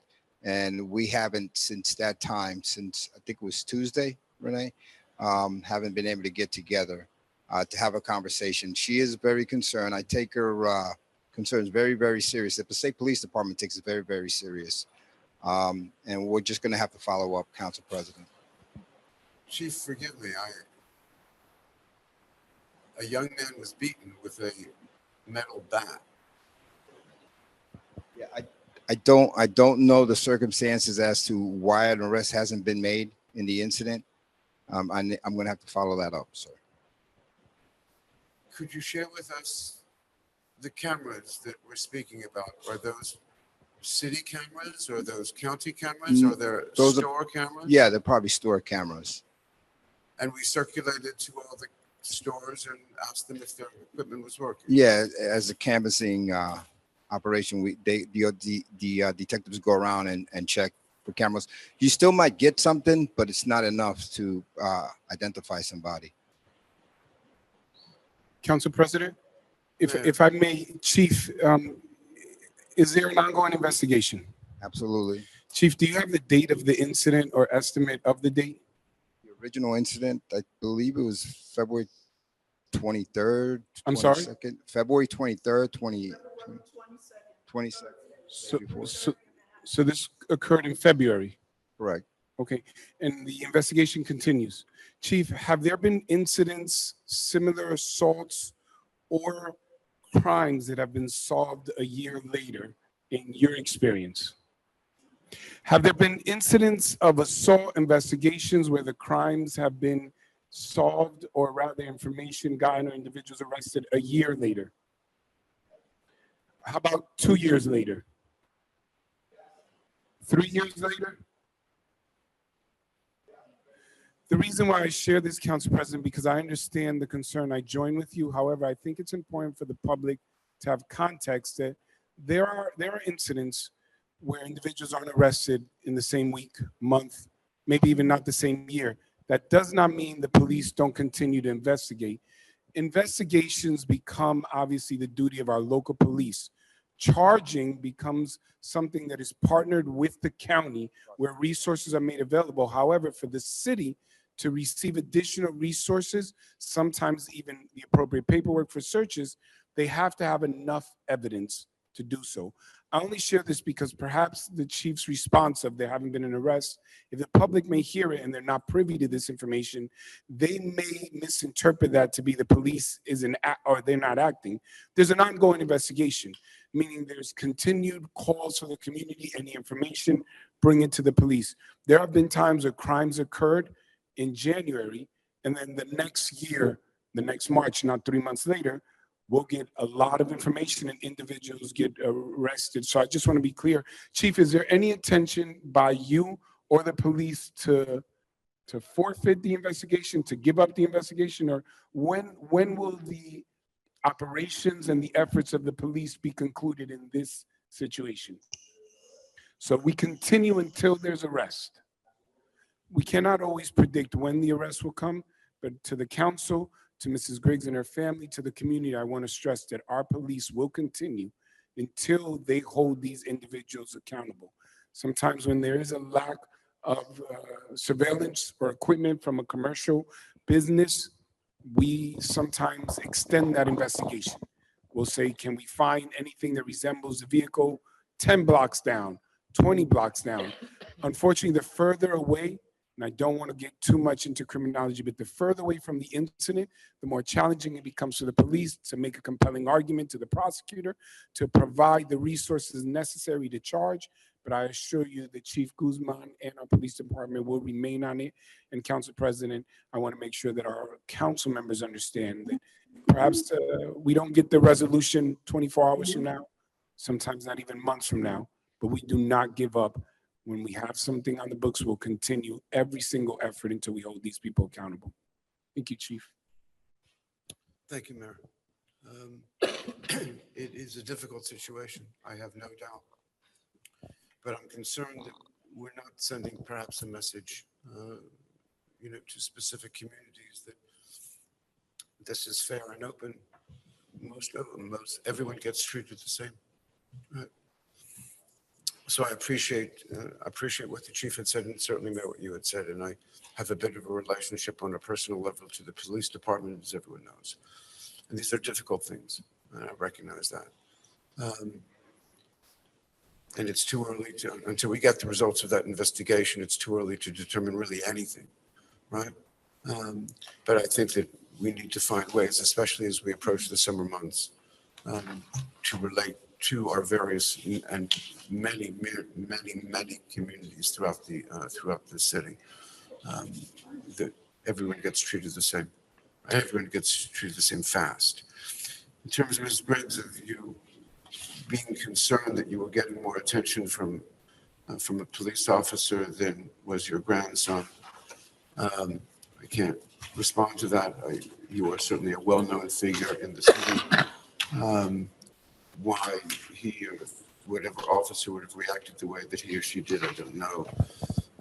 But certainly I would, in some way, look upon it as a compliment to you because of the relationship and the knowledge of you. Whether or not some of that affection should have been shared in terms of your grandson is, of course, another story. But we look forward to resolution of this case. And we certainly want to rest assure every community that every community gets and every individual gets treated the same, right? So let's hope to a careful resolution of this issue. Council President, perhaps through the council, if you would consider, since I know the incident didn't occur in housing, it occurred on Main Ave and Passaic Street away from housing, but there was a concern that was raised about the money put aside for police presence in housing. Perhaps through the council, we can set up a meeting for housing and the Passaic Police Department to do a presentation and give an explanation of how the police presence is being implemented in housing and how those funds are funding those presence, a report for the council and for housing and for the residents at the council's direction. Mayor, certainly if we would want to ask the security group at the servicing group, the city, as well as the authority, I think it would probably be apropos to have, of course, our chairperson and members of Housing Authority Committee. And if that can be arranged, I think that would be extremely helpful. Okay. If Yeah, you but could Chief, officers in we could there. set a meeting. I know that there's monies aside for specific police presence, just a presentation for the council and for housing. Sure. Thank you. Any other comments? Is there anyone else who'd like to address the council?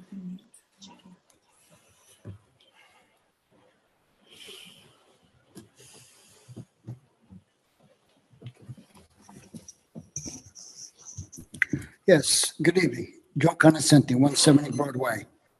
Council President, on Spruce Street, up on top there, on the other side would be the 100 Steps. The park is named after Griffin and Latona. At one time, there was a monument there. The monument was taken out because there was a lot of activities in the park. So as of today, that monument is in Delawana on Main Avenue, in the monument company over there. They're holding it. So the question here is, it needs some cleaning.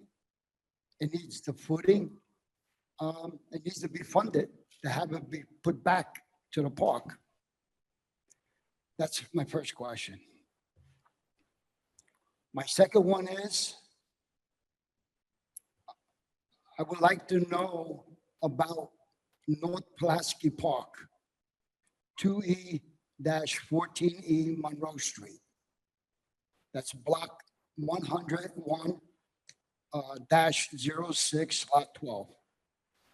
That park has been abandoned, I would say, for quite a while. At one time, they had all new lighting, they had a nice playground, everything is destroyed. Today, I'd like to know what's going on with the park. Is it gonna get put back as a park? Maybe it'd be nice to make a splash park there, since you're making one on Harrison Street. Just a thought. My next question is, Van Houten and Passaic Avenue. I know there's money's being spent. They just put a new fencing under the train station. I know they're gonna be working on the flooding area there. But if you look at that area, because I know you take that area every day, just about, most of you. If you look at that area, it's all deterioration. You got the clay tennis court with all those overgrown trees. That's just a waste of time over there. That could be all dressed up with bushes or some kind of plants in that area. And the train trestle is a disaster. I don't know if you can get involved with transit and the city, work something out to bring that up to date, because that's all deteriorating. You look at the roofs, you look at the walls, the lighting is no lighting there. The only lighting in that area is in the center, but that doesn't count for that area, is the one that's on right there outside of the tennis court. There's only one light on that block that controls that whole underpass. The underpass doesn't have no lighting at all. My last question. We just had 100 years of the cenotaph. I don't know if any of you know that. Dedicated in May 30th, 1924 to May 30th, 2024. I have the picture to show you, if you'd like to see. Of the cenotaph, if you don't know what it is, the park. Yeah, we had a nice service there. It was pretty decent there. Only a handful of people who showed up. But anyway, going to my next question. We got the fountain. It's been abandoned quite a while now. I think last time it was working, I think the firemen had the funds for that or something there. Is there any way get some kind of funding, get this fountain back to work again? You could probably use they have these pumps where you can just use recycled water. I don't think it would be a problem. These are my questions tonight. Okay, Mr. Fernandez, you want to take a stab at some of these issues? I'll try. I remember most of them. Moving the monuments. So one of them is actually in a very exciting. The monument he has. I'll do that very quickly. Thank you for speaking on behalf of the family of Tony Griffith. I've been speaking directly to the family, so we're coordinating the date of the monument going back. The monument was actually removed by the fire chief. And since we redid the steps, thank you for the support through the council and put a brand new park there. They had to move the monument. So that was Fire Chief Patrick Chernikos who chose to remove it. I'm talking to the family together because we're going to do a dedication with the city and the family. Mr. Conesani may have not been privy to that, but the family is aware of it. North Pulaski Park abandoned? It is definitely not abandoned. Actually, that's a very exciting point.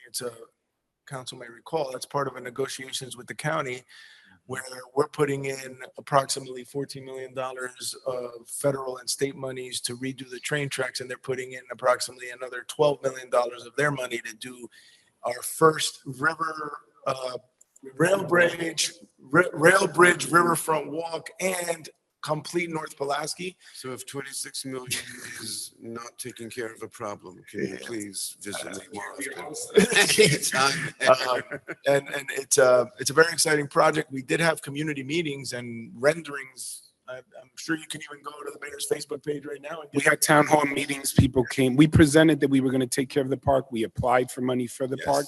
Then we had community involvement for the park, and now we've been awarded and we're moving forward on the park, so. I Van believe- Houten and Passaic, the clay courts, overgrown trees. So, I don't, it's always in the eye of the beholder and subjectivity. So there's a reason why some of those areas may appear overgrown. Those are actually buffers from the residential area because that is a staging area that we use, that DPW uses for clay for the fields, for removal of the leaves, for anything that is required by the DPW. And if you recall, it used to be right on Passaic Street, Passaic Avenue, and it was out in the open, and people would complain of how unsightly it was to such a beautiful park. So we moved it in a more secluded location. We left some of the overgrowth on purpose to provide some buffering from the neighboring. But DPW is constantly there; they're constantly weed whacking. But we want some of that overgrowth to separate from the residences. The fountain not working. So the fountain has been working and not working for several years. The original plumbing obviously you can't use. At one point, we made it into a flower garden. We kind of like put flowers and gardens around it, but just like a temporary pump that you would have, it is not vandal proof. How's that? Those little pumps, especially right there, they're very accessible. But Councilor, we'll explore funding. If the request is simply to explore if there's any funding, we'll be glad to tell our grant writers if there's any funding for fountain preservation and stuff, we'll request the funding. I mean, it would be a lovely idea, although certainly I could imagine hundreds of other priorities that the administration is actively looking at. The train trestle lighting. So I'm glad Mr. Condescendi was kind enough to see the work that has been done in the trestle. We've been working there significantly. $5 million of the funding that we received is specifically for that area, for the pump and for, protecting the waterway, the flooding down there, since there were tragedies that happened in that location. So there's constantly funding that we've been using to repair that area. Once that work is done, we can look at what the other is. But I could tell you that some of the items are New Jersey Transit items that are on the trestle, like the actual train track itself versus the city. And there's limited authority, if any, on some of these sections. The federal railroad regs are very stringent. Thank you. The gentleman had mentioned the 100-year anniversary of the Center Path. If there was a ceremony, we were not informed of the ceremony. Communication correspondence didn't come to us. We would have obviously shared with the council. We'll be more than happy to. Your administration, forgive me, Mayor, you had a huge celebration of Memorial Day and Yes. I mean, we have parades 2-3 times a year, right? Yes, 150th anniversary. We always put out the information, but there are times where there are residents and they come together to honor historic sites, monuments, or individuals. If we're more than happy to participate, include our council, our city. If we receive invitations, we will come and join. Thank you, sir. Thank you very much. Anyone else like to address the council, please? Second. There's a motion, there's a second to close public hearing. Roll call, please. Councilman Monk? Yes. Councilman Love? Yes. Councilwoman Mello? Yes. Councilman Schwartz? Yes. Councilman Garcia? Yes. Councilman Colon Montañez? Yes. And Council President Shear. Yes, thank you. We're up to Roman numeral 8 on our agenda. Ordinances for second and final reading. Hearing is required. Number 1, proposed ordinance 2451-24. An ordinance amending Chapter 258 of the Code of the City of Passaic entitled Storm Sewer. Is there a motion to uplift public water? So move. Motion and second. Roll call, please. Councilman Monk? Yes. Councilman Love? Yes. Councilwoman Mello? Yes. Councilman Schwartz? Yes. Councilman Garcia? Yes. Councilwoman Colon Montañez? Yes. And Council President Shear. Yes, thank you. At this time, ladies and gentlemen, the council will be contemplating proposed ordinance 2451. Is there anyone who would like to address the council on this matter and this matter only? Seeing no hands, is there a motion to close public hearing? Move it. Second. Motion and second, roll call, please. Councilman Monk, Yes. Councilman Love, Yes. Councilwoman Mello, Yes. Councilman Schwartz, Yes. Councilman Garcia, Yes. Councilwoman Colon Montañez, Yes. and Council President Shear. Yes, thank you. On the ordinance, please, is there a maker? Move it. Second. Motion and second, thank you. Roll call. Councilman Monk, Yes. Councilman Love, Yes. Councilwoman Mello, Yes. Councilman Schwartz, Yes. Councilman Garcia, Yes. Councilwoman Colon Montañez, Yes. and Council President Shear. Yes, thank you. We're up to communications, Roman numeral 9 on our agenda. Items 2 through 4, 2, 3, and 4. Are there any questions, please, on 2, 3, 4? If not, is there a motion, please, to accept 2, 3, and 4? Council President, you wouldn't have to do a separate on 2? Oh, I can't imagine why, but you're probably right, Councilman. With the council's permission, I wonder if I can even be sitting here at the moment. Councilwoman Mello, if you wouldn't mind, as I step down from the podium, because God knows. Can we have a separate call for item number 2? Move it. Second. Councilman Monk, Yes. Councilman Love, Yes. Councilwoman Mello, Yes. Councilman Schwartz, Yes. Councilman Garcia, Yes. and Councilwoman Colon Montañez. Yes. And the maker? And Councilman Shear? Councilman Shear, Yes. No, I abstain. Abstain. Why did you even leave? I- Why did you even leave? Why did you even leave? Point of order, can I please have an explanation as to why the council president had to recuse himself? I want a detailed explanation. What was the issue with the ordinance?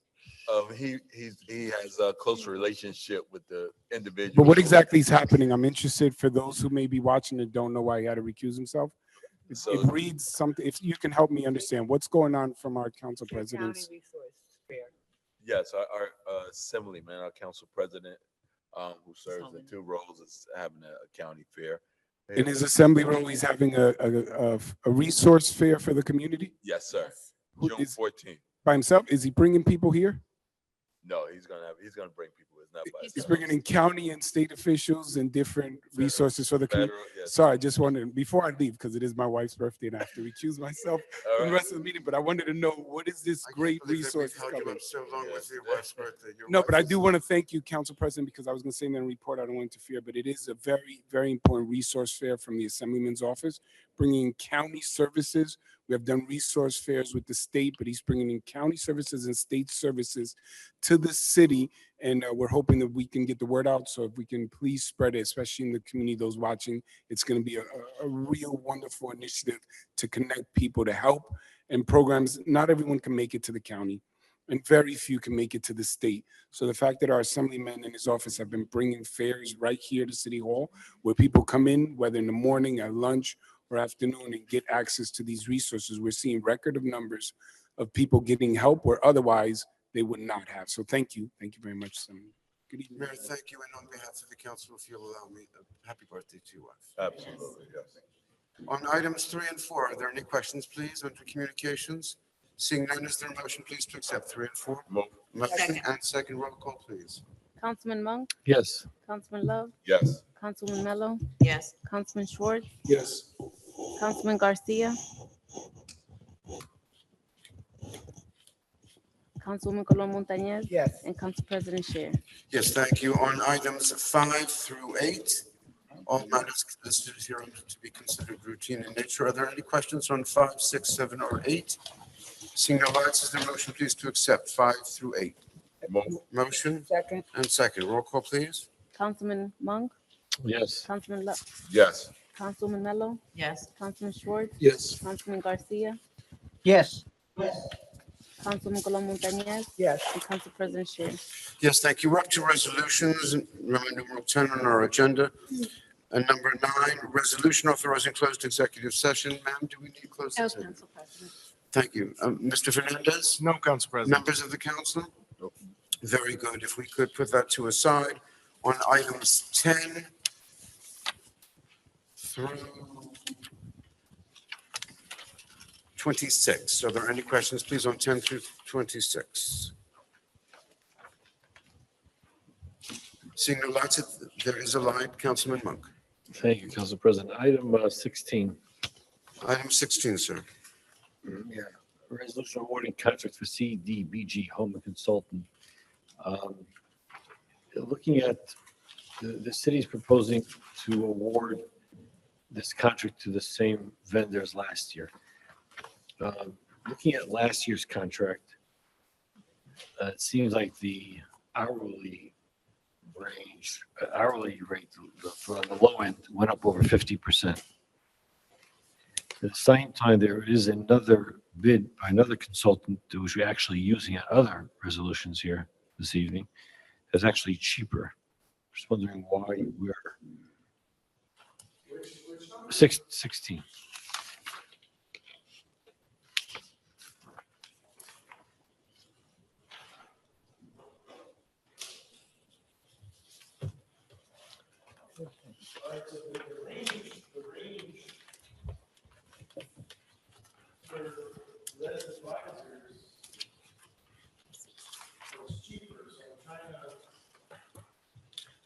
It was last year. There were 80.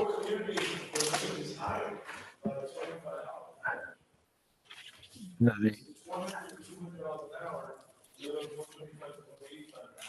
right. So sustainable is cheaper.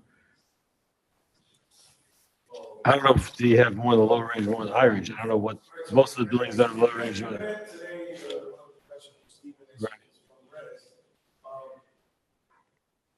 I'm just pointing out.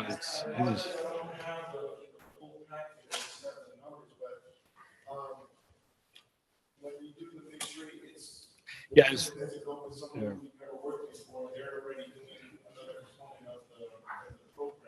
Right. So sustainable is a vendor. In fact, resolution 15 is sustainable. Right. Right. Right. On the mic. Give me 1 second. I'll do a quick math here. So number one, they're professional services. So you don't have to go with the lowest bidder. There's a multitude of factors that go within it. Let me just do something really quick here.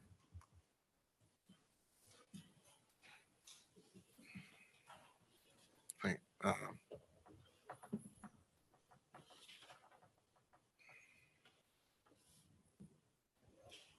Okay.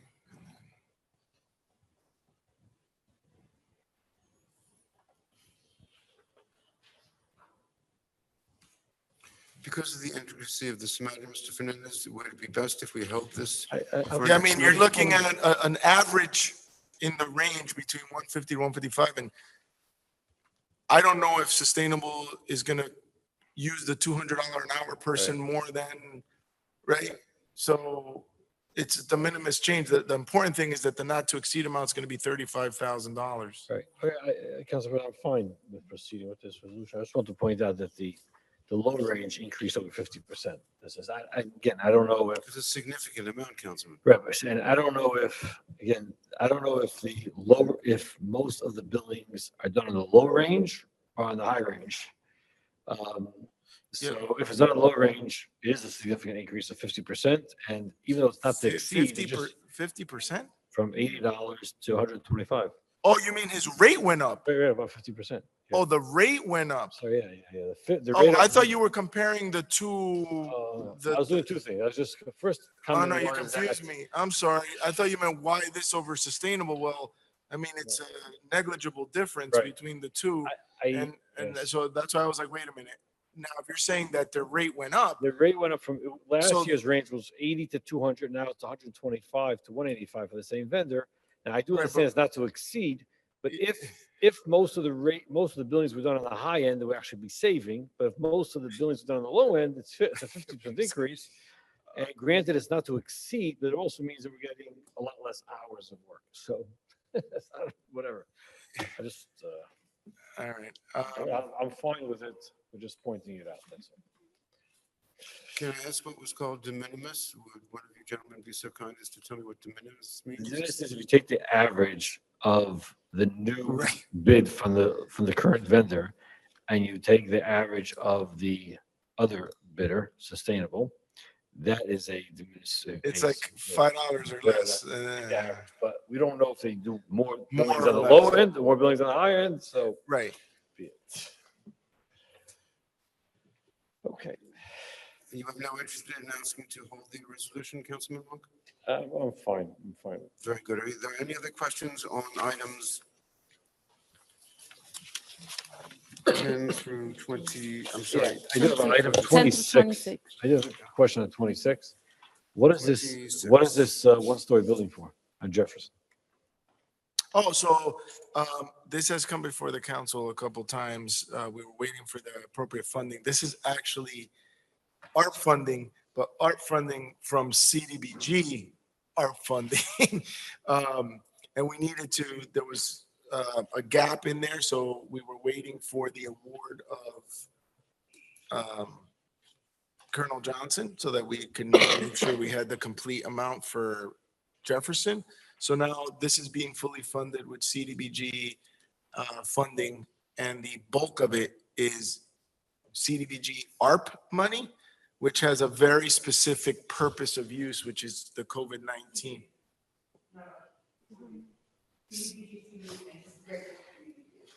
Right, so, okay, CV is what again? CDBG CARES money. CARES money. That's what it is. I'm It's sorry. CARES money. I call it, right, I get what you're saying. So they broke it up into different pots of money. One is the CARES funding for, but it's still for COVID-19 pandemic purposes, because the reason they called it CARES money is because there's another pot of money they gave that is CDBG art money, which is again for COVID-19, but for specific housing types. So this is for the service type. So it's CARES money during the COVID-19 pandemic that they gave for the development of this project. So it's going to be for housing, services, medical services, clinics, things like that. Thank you. Thank you. Are there any other questions, please, on 10 through 26? Seeing none at this time, is there a motion, please, to accept 10 through 26? Move it, Council. Motion, second, please. Second. Second, motion and second. Roll call, please. Councilman Monk, Yes. Councilman Love, Yes. Councilwoman Mello, Yes. Councilman Schwartz, Yes. Councilman Garcia, Yes. Councilwoman Colon Montañez, Yes. and Council President Scher. Yes, thank you. And on behalf of the council, I'd like to extend our congratulations to Judge Rendazzo for joining the municipal court of the city of Passaic and commend the mayor on his choice. We are up to Roman numeral 9 on our agenda. I'm sorry, 11 on our agenda, payment of bills. Are there any questions on the bills? No. Seeing none, is there a motion, please, to accept the bills? So moved. Motion? Second. Motion and second. Thank you. Roll call? Councilman Monk, Yes. Councilman Love, Yes. Councilwoman Mello, Yes. Councilman Schwartz, Yes. Councilman Garcia, Yes. Councilwoman Colon Montañez, Yes. and Council President Scher. Thank you, Thank you, yes. Administrator's report, Mr. Fernandez? None at this time. Mayor's report, I know the mayor ran home to be with his wife, who should have been all day, and I'm glad I'm not him right now. Members of the council, is there any words? Or is there a motion to, Move it, Councilman. motion, is there a second, please, to adjourn? Second. Motion and second to adjourn. Roll call to adjourn, please. Councilman Monk, Councilman Love, Yes. Councilwoman Mello, Yes. Councilman Schwartz, Yes. Councilman Garcia, Yes. Councilwoman Colon Montañez, Yes. and Council President Scher. Yes, thank you. This meeting is adjourned.